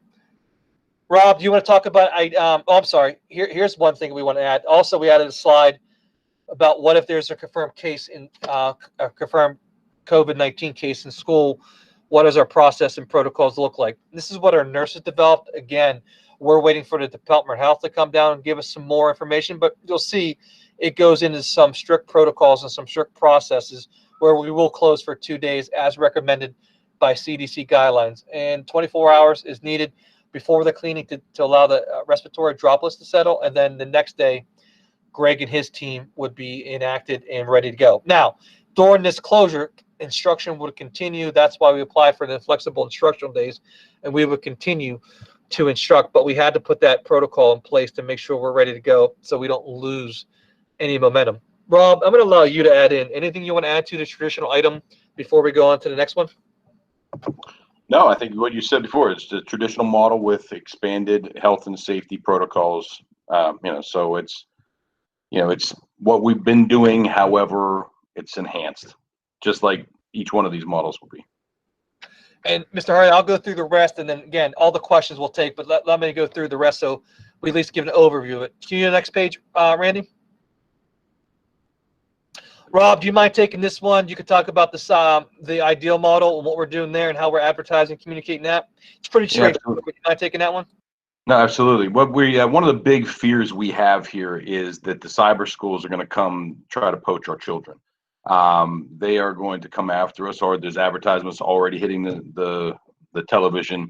And what we want to say is, listen, we have an award-winning, actually established cyber program right here that is supported by our teachers. So we want to take this opportunity to not only tell people, look, if you're uncomfortable coming to school and you need to keep your kids home for your peace of mind and their health and safety, we have high quality education for you that will be not only virtual, but will be supported by our staff and will provide you opportunities that other cyber schools simply cannot provide. Randy, if you want to scroll down, there's a couple pages of this. The program that we use, Edgenuity, is an award-winning platform. It's won dozens of awards over the last few years. Offer with where kids can actually come into the school and get that support or connect with a teacher is unique. Keep going, Randy. And we just wanted to take this opportunity to communicate to our families who are in this situation where they're considering keeping their kids home. Look, you need to stay connected to our community. There are students, our school, our community. You stay in our program, we can graduate your kid from Indiana with one of our degrees. They can participate in our commencement program because they're completing a program that is aligned to our competencies and our curriculum. So this is as much an advertisement of what we already have going on. And the nice thing about this problem is that we're going to enhance our program a little bit. The feedback we got from parents exposed a few problems we had. So we're actually working very hard right now to establish some clear guidelines for instructors who are in Ideal to make sure that the promise that we're making to families is delivered and that they are supported above and beyond what other cyber platforms can provide. So I think it's a nice opportunity to share what we already have going and to hopefully combat that that onslaught that I'm sure all schools are going to be facing here soon. Randy, if you can go into the next one. So this is the hybrid model. This is the one that really allows us to give the flexibility to those families that they want to do via Ideal, where they can come in for some classes, take them in live in person, or take some online through Ideal model and still come in and get support. This model has always been available, but given the consideration, we think it's even more needed and relevant than ever. So we're going to continue to communicate that and make that available to our families. So this is something we've been doing, and for some, it may be better suited for them. Randy, go on the next slide. Mike, if I could just add in there too, the one piece about that hybrid thing, really what we're trying to do is give those families who have children with elevated risk of health problems an option. We had a lot of comments in that survey that said, I have health concerns. I'm terrified of this situation. However, I have to work. I can't keep my kids home. What can you offer me? And I think, I work with the principals on our committee, and what they said was we could provide a space for those people where we keep the strictest, highest, standards of health and safety, where we maximize the social distancing, where people do wear masks if possible. And, we have an option for those families who are concerned about their children or their family's health. Okay. That is all. So, Ange, I'm going to turn it over to you. One thing, all three models are for all grades, Madam Vice President. That's correct. K to 12, we're going to offer these. Now, we would not like to see our earliest learners involved in a cyber program, but it is available. We have it up and running now. And what we see is majority of, 4th, 5th graders compared to those earlier learners, but it's something that will be available to all. So you're going to, it may sound silly or redundant. What I think is going to happen, what we think is going to happen is behavioral health services are going to be needed more than ever, where we have to choose compassion over curriculum for a short time to make sure that we help reintroduce kids to the schools and have a plan in place. So I'd really like Justin, Ange, and Shelley to go ahead and talk about how we built this model and this portion of the model to help our kids, because routine, structure, empathy, understanding, and dialogue, and re-educating kids on those expectations are going to be a big part of our onboarding as we reopen the year. And school-wide positive behavior, things we have in place, lends itself to that, but nonetheless, it's going to be a big part of what we do. So Justin, Ange, and Shelley, I'll turn it over to you. All right. So basically, as we work through how to respond to what students' needs look like, it's sort of a prepare for the worst, hope for the best. I think it's hard to say how our students will be returning to us after not being on consistent routines, possibly. Families who may have experienced financial losses or other types of situations during the closure. So I think that a huge priority for us will be to lead with consistency and routines and really assuring kids of their safety. And I think there will be a continuum of needs for students. Younger kids may have some difficulty separating from their parents. I know my daughter, who's in 6th grade, I left for a couple of hours and I came home and she's like, I just worried about you the whole time we were apart. And I was like, why? I was totally fine. But I think it's just, the reality is we've spent so much time together that I think getting kids to feel comfortable separating from their parents will have to be a consideration. So the goal would be to return to normal slowly over time, but just, I think, to give kids that focus. So in the guide, we used the model from the National Association of School Psychologists for response to a crisis situation.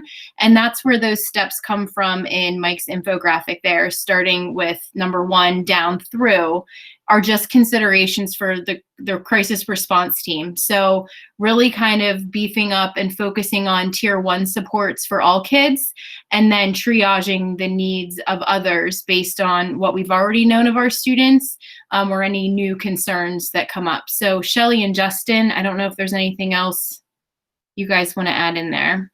Yeah, something that we talked a lot about was, really making sure our staff was trained so that they know signs to look for whenever students return. So we've been spending a lot of time working on trainings, making sure we know, what the most important things to have staff trained up on are for the warning signs, because the teachers really are on the front lines and looking for some of those signs with the kids to get them the proper services that they're going to need.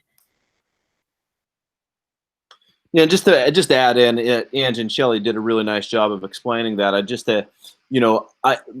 From my perspective, I think the most important thing that we can do is focus in on routines and expectations as students come back. And I think that the more time we spend on doing those two things and reinforcing students rather than going after compliance or punitive measures, because when you think of it, kids have been out of school for 6 months, and we're going to need to spend that additional time on those basics. So just wanted to add those couple things. And the other part too is kind of like Shelley shared, making sure that our teachers are cared for and the people that will be on the front lines with our kids, because I think self-care has been a huge part of what all of us have to do. And just, I'm like, why am I so edgy? Well, because nobody asked to be stuck in our house for this long together. And so I think that we also have to look at ourselves and what needs we need to make sure we're taking care of, so that we're all kind of taking care of each other. And we might be surprised and everybody might be very comfortable when we come back together. So I think that that's where we almost have to have just a range and a continuum of options, as well as compiling a list of community service providers, because I anticipate that referrals to agencies and counselors and therapists and those kinds of things will increase as well in certain cases. So just making sure that we have options that we can share with families too.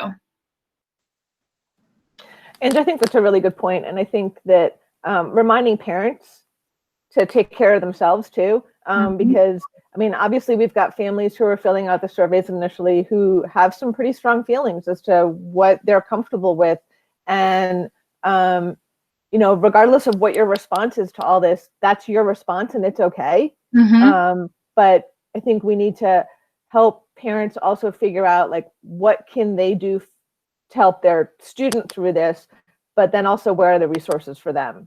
Yeah, I agree. And I think with everything that's kind of happening right now, it'll be important for us to kind of assess from a trauma sensitive lens as well, whether, depending on how much media exposure kids have had and what's been shared with them, what kind of reassurance they're given, because there's so many factors that come into play with just kids being around each other again, and what that's going to look like as far as keeping those connections, I think will be really important, and letting kids still have those friendships and relationships. And I just saw Julia's comment here about Dr. Rowland's program. Absolutely. I think that the connection with families will be so important, as far as even what families should look for with concerns for their children, whether it is they're having trouble sleeping or they're acting out behaviorally. And I think that's something all of us will have to be aware of. It's like, well, why is my 7-year-old acting like this?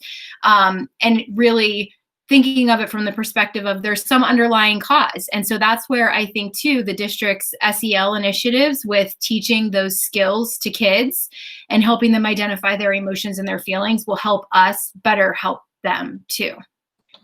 And Ange, if I can add that, not only identify those feelings, how to talk about it, how to Mhm. express it in a healthy, meaningful, manageable way.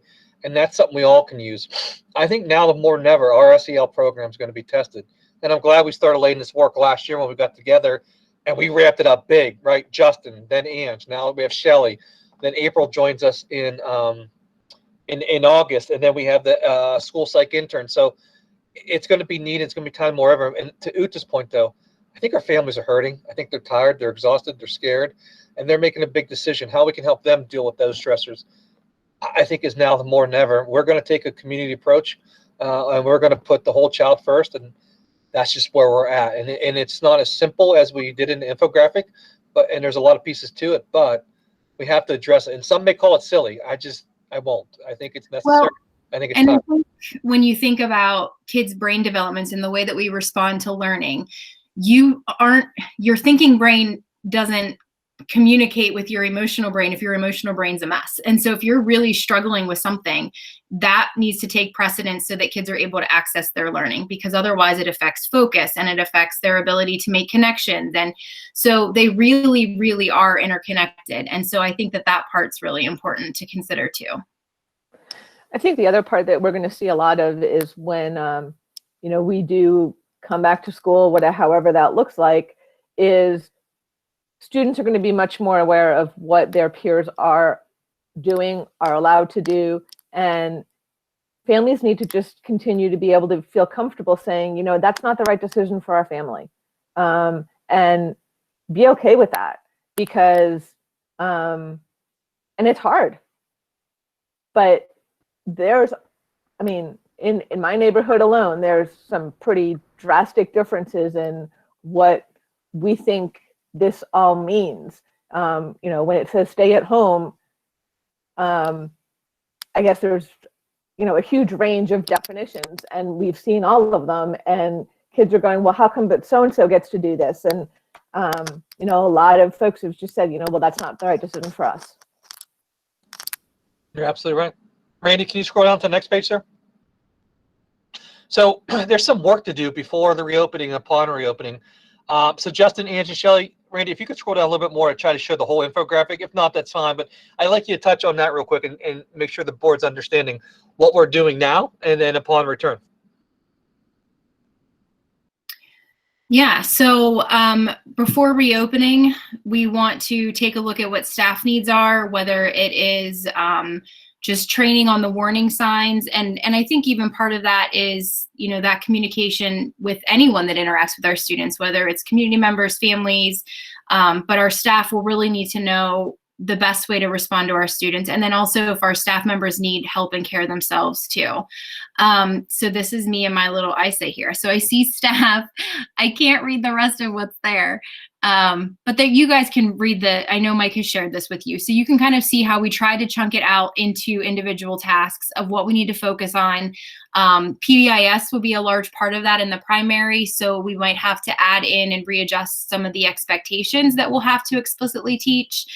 And then from there, again, just continue to build our repertoire of skills, whether it is, different trainings that myself and Shelley and the school counselors may go through so that we have enough tools in our toolbox to help and support kids.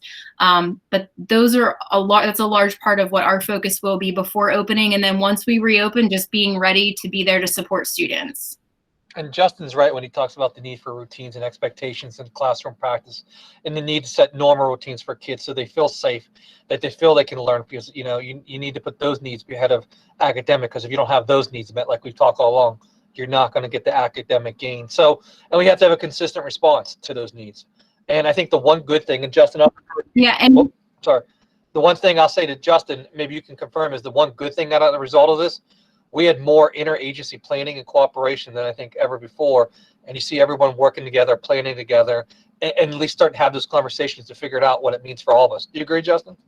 I do agree. I think that IUP's had a lot of involvement, and I think Dr. Runge and Dr. McGowan's involvement is incredibly helpful. When I think about this type of work, it's easy to overcomplicate things. And again, like Mike always says, if you're building lasagna, you know the ingredients. And I think we do know the ingredients for social and emotional learning. And I think we know the ingredients to school-wide positive behavior support. So I think it's just us implementing those things, but just with a little added emphasis. Shelly, anything you want to add to before we go to the next slide? No, I would agree. I think that everyone's done a nice job in talking about it and really emphasizing putting those things that we have in place back in place, and reviewing and reteaching and reinforcing is going to get us, closer to where we need to be. Ange, anything you want to add? The last thing I was going to say is those routines allow for predictability. And just like with anything else, when our routines are predictable, it takes the guessing game out of it, and it helps us feel safe and secure, which is what I think our students will need. Randy, let's move on to the next page, please.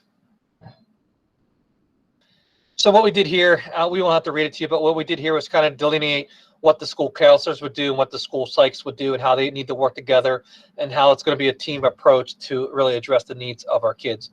And Shelly, Justin, I don't know if there's anything you want to add to that, but I think it's pretty straightforward. Okay. Randy, move on to the next page.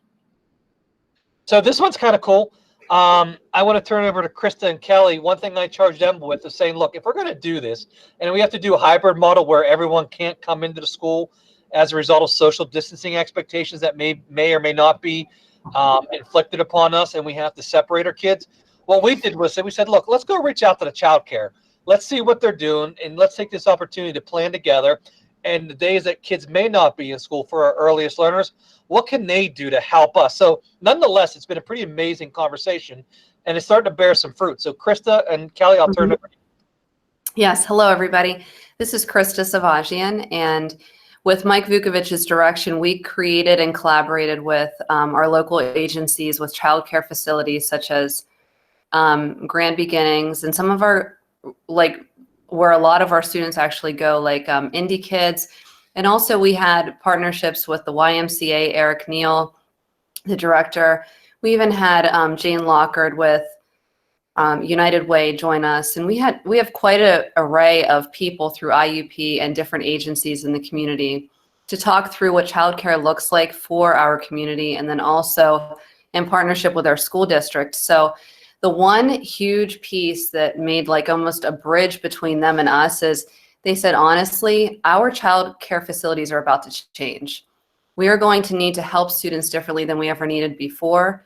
We are going to need to be provided with some technical support that we never needed before. And honestly, this is the perfect segue for our awesome school districts to be able to begin incorporating what they need with us. So what Mike Vukovic, Ange, and April was a part of this call at one point, and then Shelly had stated with Kelly and I is that, well, why not just invite them into our trainings? Let's not make it more work, but rather let's incorporate them and infuse them into our learning and our trainings. So they said, we're on. We want to learn about your literacy initiatives. We want to learn about your PBIS initiatives.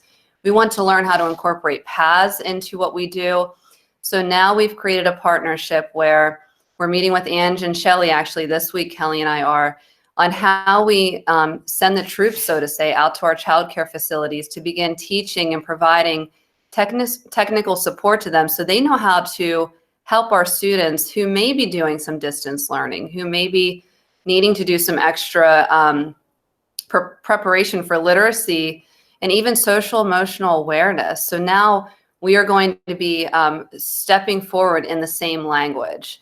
And that is the beginning work of what we're doing in our area of childcare services with Indiana Area School District. And honestly, we have one of the greatest local community agencies that we could possibly imagine. These guys have stepped forward and they've said, we're on, we're game, we want to do this. So we meet weekly and we just keep learning from each other. So I couldn't ask for a better situation in a time of crisis.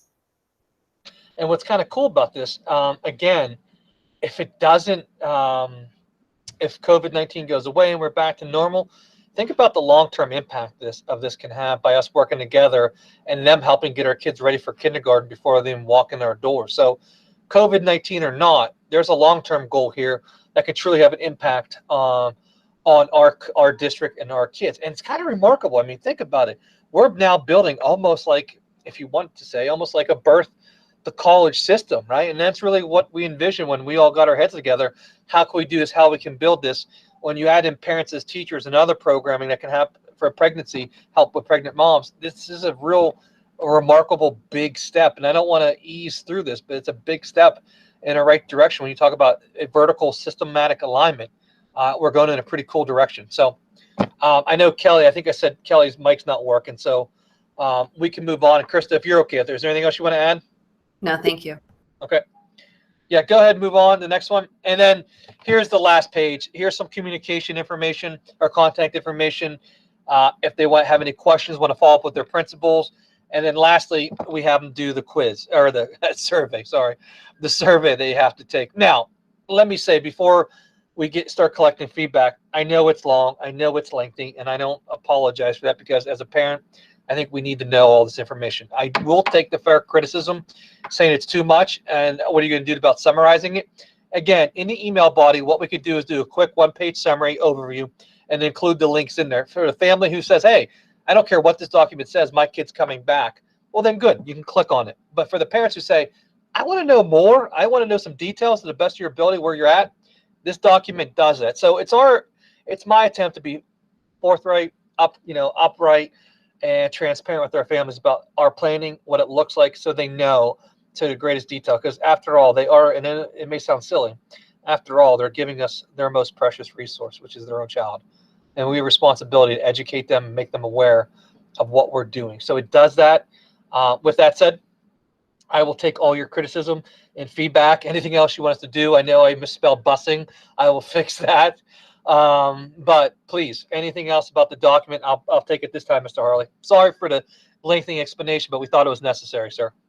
It's obviously put a bunch of work into it by a whole ton of people to boil it down to only 20 pages.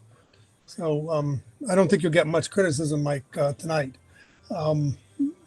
Maybe a couple attaboys on it. So way to go.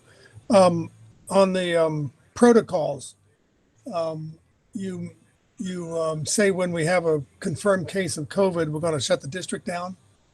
Do you mean shut the district down, or do you mean close the building down?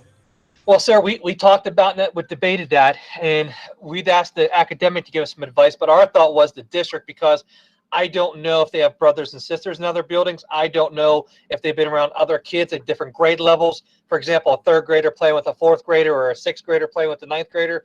So we don't know. We thought it would be err on the side of caution, shut the district down, and go into remote learning. Again, that could be changed, sir, because we have the option. It was just our committee recommended the whole district because I don't know how far the contact tracing would go. I'm concerned about making that statement out of the gate. If we conform it to a building or several buildings. But my bigger concern is the example that we had at the House of Representatives in Harrisburg.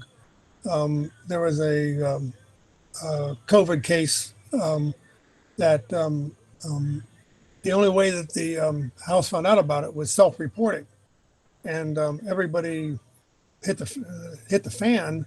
But my concern is that we are actually not informed on a COVID case unless it's by the person who has the COVID disease. That there isn't a system in place that would through HIPAA. There's not a system in place that would actually inform us that we for sure have a case, as opposed to a bunch of rumors. And we're not going to be able to tell the difference between the flu and COVID in a lot of these cases. So you're right. You're absolutely right, sir. We're hopeful.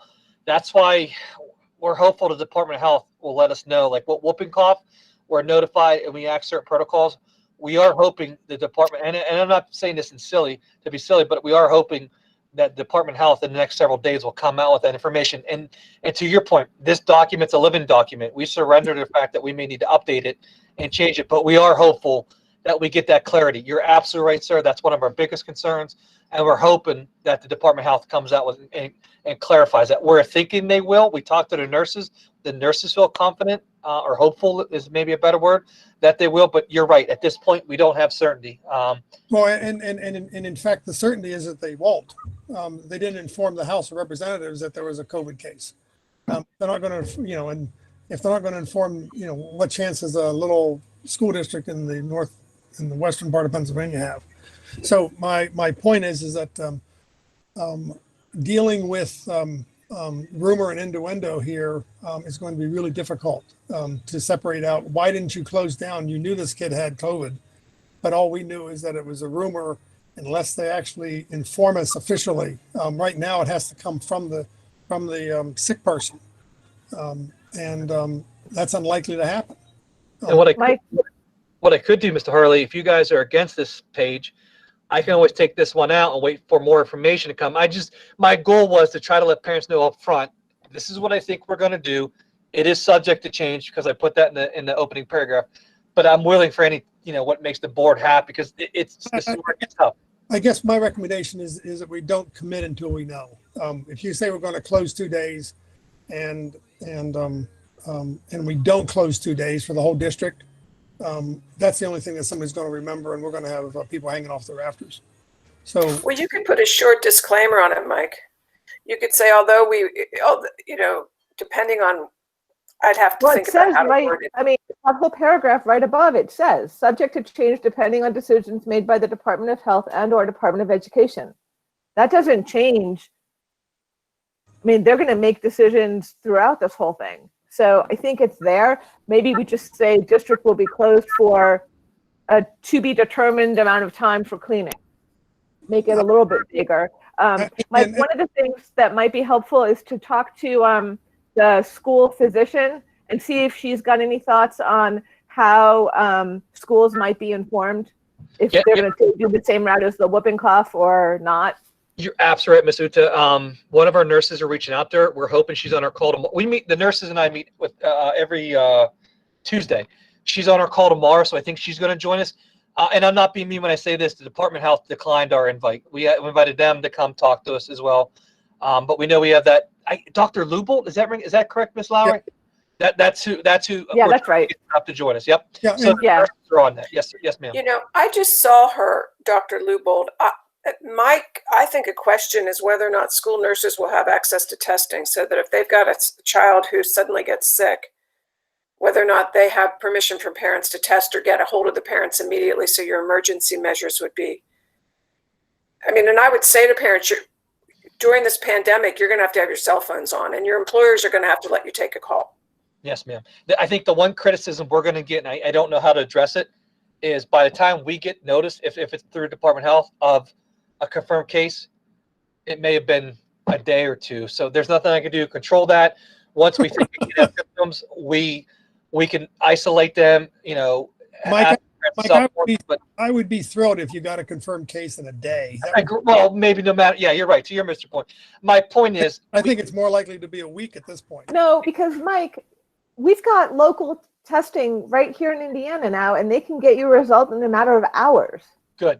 And this is the best we can do with information. If you have insurance, and if you do this, and if you do that, if we're running the tests are we going to be paying for these tests? Well, UPMC is not charging for any COVID tests. At least they weren't. But CBC, you can take the child could be taken to CBC. They're doing testing right now. And what we're going to have to do then, not now, but maybe at UTA's committee, is look at our attendance procedures. How are that going to change? Because we have to be flexible to these kids and to our staff who may be exposed down the road. Now, again, that's doomsday, but nonetheless, we're on it and we're thinking about it. I don't have our answer for tonight, but we are working on it. So maybe if it's okay with you, Mr. Harley, me and Ms. Uta can talk afterwards, clarify that one page. I think the transparency is needed. And I think to her point, that opening paragraph, maybe I'll just bold, underline, and put, other things around it to call people's attention. But I kind of want to let them know, because I think that's one fair question we have to brace for. If that's okay with you, Ms. Lowry. Yeah, that's fine. Okay. So, Mike, yes, ma'am. Talking about whether or not the Department of Health tells us about COVID cases like they do about whooping cough, that I think is a topic for Struzzi and Pittman also, as well as the Act 13 renewal or non-renewal. It's So if Yes, you ma'am. can add those to your list, they're probably already on there, but that just popped up in my head. Yes, ma'am. I can do that. Yes, ma'am. Mike, Yes. Rob's push for the IDEAL program. We have to go head to head with these cyber schools. They're already on the radio and recruiting our kids. We got to move this forward. We can't rely on people finding us. We got to reach them and keep them from jumping ship on us here. I agree. And Mr. Hart, this may sound silly.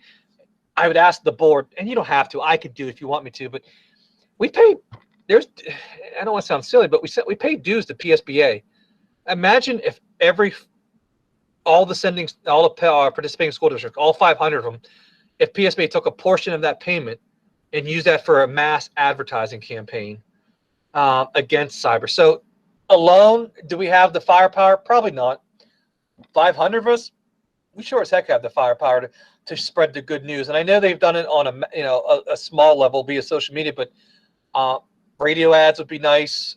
In addition to that, now I could talk to the county superintendents and see if as a county we can do that. But I think when we talk global, we talk bigger. I'd really like to see PSBA and those associations get in the game because together there's some real purchasing power compared to being separate. I know that sounds silly, but that was my thought.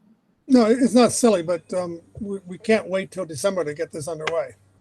And the cybers are this photo thing that they're doing on the radio right now is just a scheme for them to get contacts with people educating at home. It is, sir. And what we're going to do is we're going to do some mass communicating advertising via our social media feeds as well. So we're on it to the level we can. But yeah, big term, I'd love to really advocate for PSBA to take a bigger role. Not that they're not. Please don't think I'm saying they're not doing a job, but they can help do a lot more outreach as well. And we could do some work on the radio and buy some ads ourselves. So I saw Madam Vice President's question. So yes, that would be stage 2, that where I get Amy and myself working on some of these things. But this framework is what I really need your support on. And I could change it. Like I said, Uta and I are going to work on some things, but you need to know the options and make sure you're comfortable with them because we'd like to communicate this week. As the overall document, does the committee have comments on the overall document? Certainly, Mike's asking whether we support his moving this forward. I do. I think it's a great document. So when we're talking about the hybrid program or the IDEAL program, are we going to be offering synchronous classes for those people who choose to go with our IDEAL program? Yeah, Rob, do you want to step in? I know that's one thing you and I said, look, it needs to happen, and we're trying to work that. And you want to explain a little bit more detail on that? If you're asking for synchronous classes where the student links into a classroom, no. The Edgenuity program is set to be asynchronous in nature. However, we can have a teacher reach out to a family and set up a suggested schedule and a standardized time where they would connect with that family. But there's no way for us to link into the synchronized class at the moment. There's maybe in the hybrid model we could do something like that, but we do not have a solid plan to offer synchronous options for these cyber platforms. And maybe that's it. Oh, sorry. Go ahead, Mike. I was just going to say maybe we can work with Randy. I know some schools may put cameras in their classroom and live stream them, but there's obviously some privacy issues, some hurdles that we hadn't even thought through, but we can maybe have Randy look on that. But go ahead, Tamara. I'm sorry. I didn't mean to interrupt you. No, I mean, that just is a concern of mine that I think the cyber schools can offer that is appealing to parents, that they can sit in a live class in cyber school. They have those options. I think that, yeah, I'm not sure. I understand that having a camera in the classroom or I can see where that can be a violation of some privacy issues. But if maybe it is some kind of Zoom meeting, so it's maybe the students can see the board or the teacher's computer or hear, but not see the classroom. I'm not sure, but I think if we could brainstorm that, that would be helpful. I think that my experience with the distance learning, I think that our teachers and faculty and administration have done a fabulous job, but I think it's a lot of learning on one's own. And I think that just has been a struggle for some families. And I think we've had this discussion before. It's been a struggle for some students who have problems with attention or some learning problems that may need material modified and may not be able to have the support from family. So anyway, that is just a huge concern of mine going forward, whether it's hybrid, 100% ideal, or 100% forced online, meaning that the state doesn't let us go back. No, I think that's fair advice, fair input. And Rob, I know his team's working on that, and we're taking all consideration the best we can. Would you agree, Rob? I think he's. Yeah, I would agree. You're breaking up a little bit. I don't know if it's my connection or your connection, but if you ask me if my thoughts on that, I mean, we're going to explore every option we have to offer to serve every student's needs. The program that we chose for the cyber platform just isn't set up that way right now. But if there's a way we can do it, we would definitely explore it. Mr. President, were you going to say something? I think I interrupted you, sir. No, you didn't interrupt, Mike. I just wanted to congratulate you and Rob and Justin and the entire team that worked on putting this document together. I think it's quite impressive in its detail and its scope and your thought process. And when you and I first talked about this, and we first had the board talking with you about it, I mean, this really exceeded what my expectation was in your planning process. I think this is a great effort with all the unknowns that we have, and with some that we may not even know even the first day of school what might happen. I think you guys have done a great job, and I want to thank you most sincerely for the hard work and effort that the entire team put together there. Thank you, Mr. President. I can't tell you how hard everyone worked.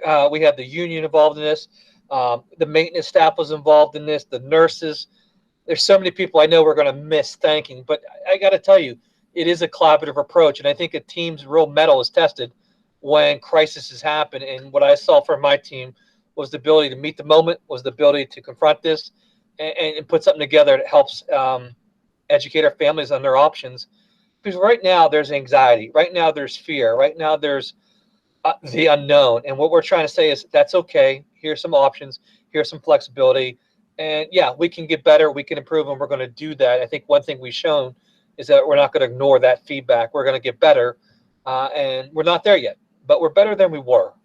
And we're better than a lot. And this document's reflective of our ability to take this serious. So thank you for the feedback. I think you're spot on the uncertainty and the fear that the uncertainty is causing here. And I think that with the various options that you have,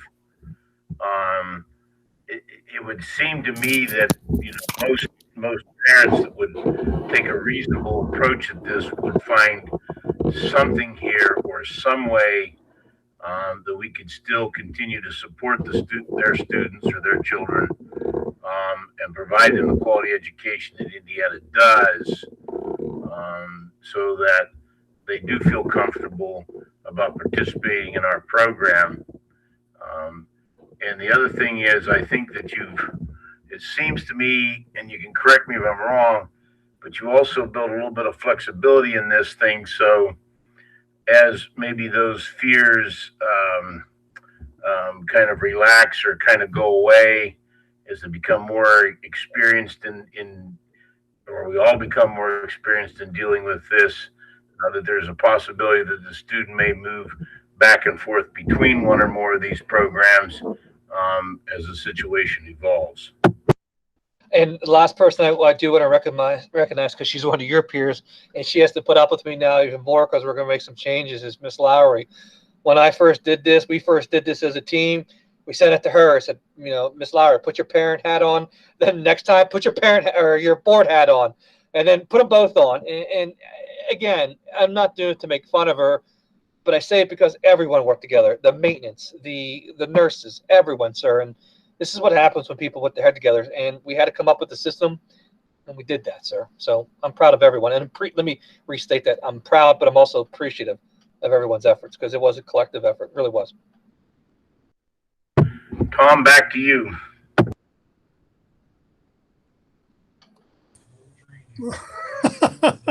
Oh, are we done with this thing and moving on? Yes, sir. Yeah. Yes, sir. I'll turn it over to Mr. Heinrich. I think he already addressed this maybe up above, but nonetheless, Rob, is there anything else you want to add to that? Number 5? Other than it was an impressive team effort, and we have to call out Mr. Vukovic's leadership. He's humble and he won't take any of the credit, but he is the engine that drives that kind of work getting done, and everyone pulled together and did a great job. But it was his vision and it was his his fuel that got us going. So now this summer reading camp, this is the official just notification. I actually forgot that this was on there. I put it at the top. This is the official announcement that the United Way is giving us the $25,000 that we already updated at the top. So that's we've already covered all that. So we move on. Move on. Update from principals. Okay, Kelly, Mr. Banny, and Mr. Springer, you both are up. So please, I'll let you debrief.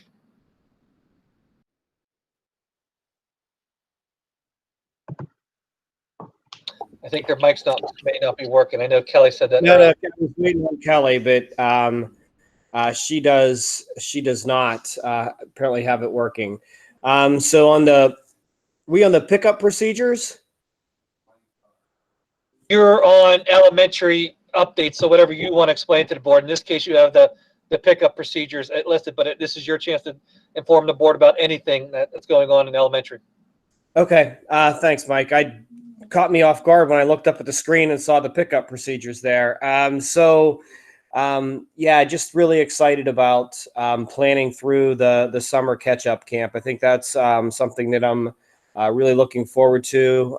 Today we had parents picking up materials at East Pike. Several had mentioned filling out the survey and excited about it. I signed my kids up for the summer camp. We've heard that from parents, so hopefully the word spreads. We can get some more kids enrolled in that program as well. But it's been a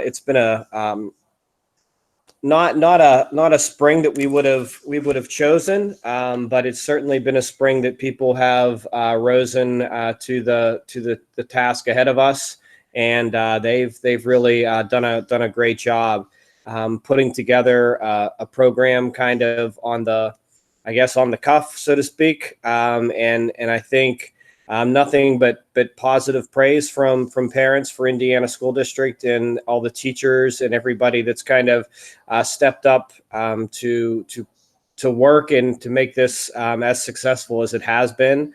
And actually, I've gotten a lot of positive comments from families who teach in other districts in the county, raving about what we were able to accomplish here in Indiana that they were not able to do on their end. So I just wanted to thank all the teachers, all the staff, everybody that's been involved in kind of making the best of not a great situation. And I am hoping to move forward to a much normal startup than the end was this year.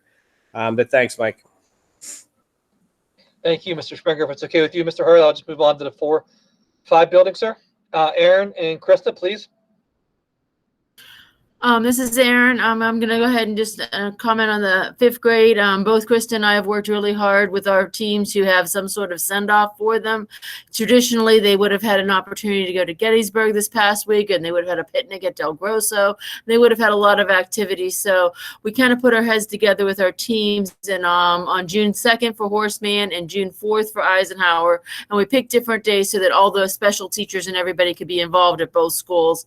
We're going to have a drive-by drive-by parade where the students are able to drive by and we're going to wave to them and those kinds of things. We have certificates that we're going to kind of just hand each car with a little coupon for a free ice cream at the Meadows. So we're hoping it'd be a fun event for our families. We've gotten a lot of positive feedback about them being excited to come. And certainly if any of you'd like to join us, you're always welcome. We do have to stand on the grass. Chief Cha told me, because the borough has an ordinance that we can't be on the sidewalk. So we'll stand on the grass and wave at our students, because that's what we will do to make them feel welcome and all those things. So again, you're welcome to join us. We are doing our drop off and pickup procedures. We've had a lot of success with that and that kind of thing. So things are running smoothly, and we're wrapping up our buildings for the year. And as always, thank you for all your support and all your help through all this times of uncertainty and unprecedentedness, and our teachers have really stepped up, and we want to say thank you to them as well. Krista, anything else? Perfect, Erin. Thank you. Okay, we'll move on to junior high. Dr. Minnick, Ms. Walter, if you want to please, anything you want to speak to, inform the board, please do so. Hey, good evening, Mr. Vukovic. Good evening, everybody. This is Dr. Minnick. Today we began our drop-off and pickup routine as well. We really had an outstanding turnout. I was nervous about that. I was hopeful that we'd get a good turnout, and although I left a little bit early to be present at the beginning of tonight's meeting, we were getting close to 300 students with the drop-off and pickup process tonight. So I think that's a good sign that not only that we're going to get back a lot of the materials that we wanted to get back to audit and really just to take stock as we prepare for next school year, but to return the items that and personal belongings that students left in their lockers. I was outside for the entire day, and aside from getting a little sunburn, it was really fun to see all the parents. They were just really in good spirits, so appreciative for the work across the school district, in doing our best to provide education in what is a less than ideal conditions, but yet they recognize our efforts, and I really felt a genuine appreciation, not only for what teachers do day in and day out, because having kids in their home all day long and trying to balance all of the things with work and all the other obligations that we adults have to juggle, they recognize how hard it is.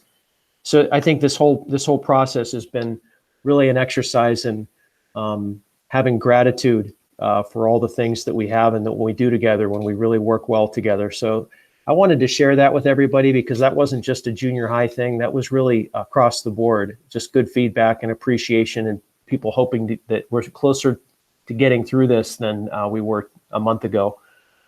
We've also, I've been working with student council at the junior high. We are, typically we have fifth graders come up to the school and spend some time just getting used to the key parts of the school and acclimated with the general layout of the school, and introducing them to some people from sixth grade teachers to our secretaries, building principals, and so forth.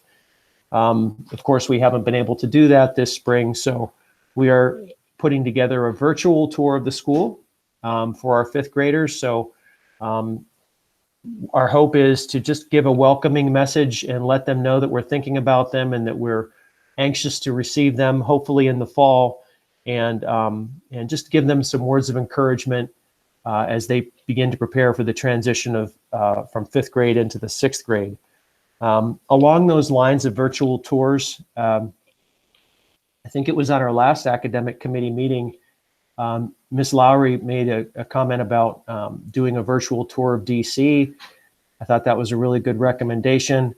I did a virtual meetup with our eighth grade history teachers, and after combing the landscape for the best resources, they put together such a tour for our eighth graders, a virtual tour of DC, and they put it out there on their Google Classroom. So I wanted to thank Ms. Lowry for making that recommendation. I thought that was a great idea, and put that to action, and that again was the next best thing.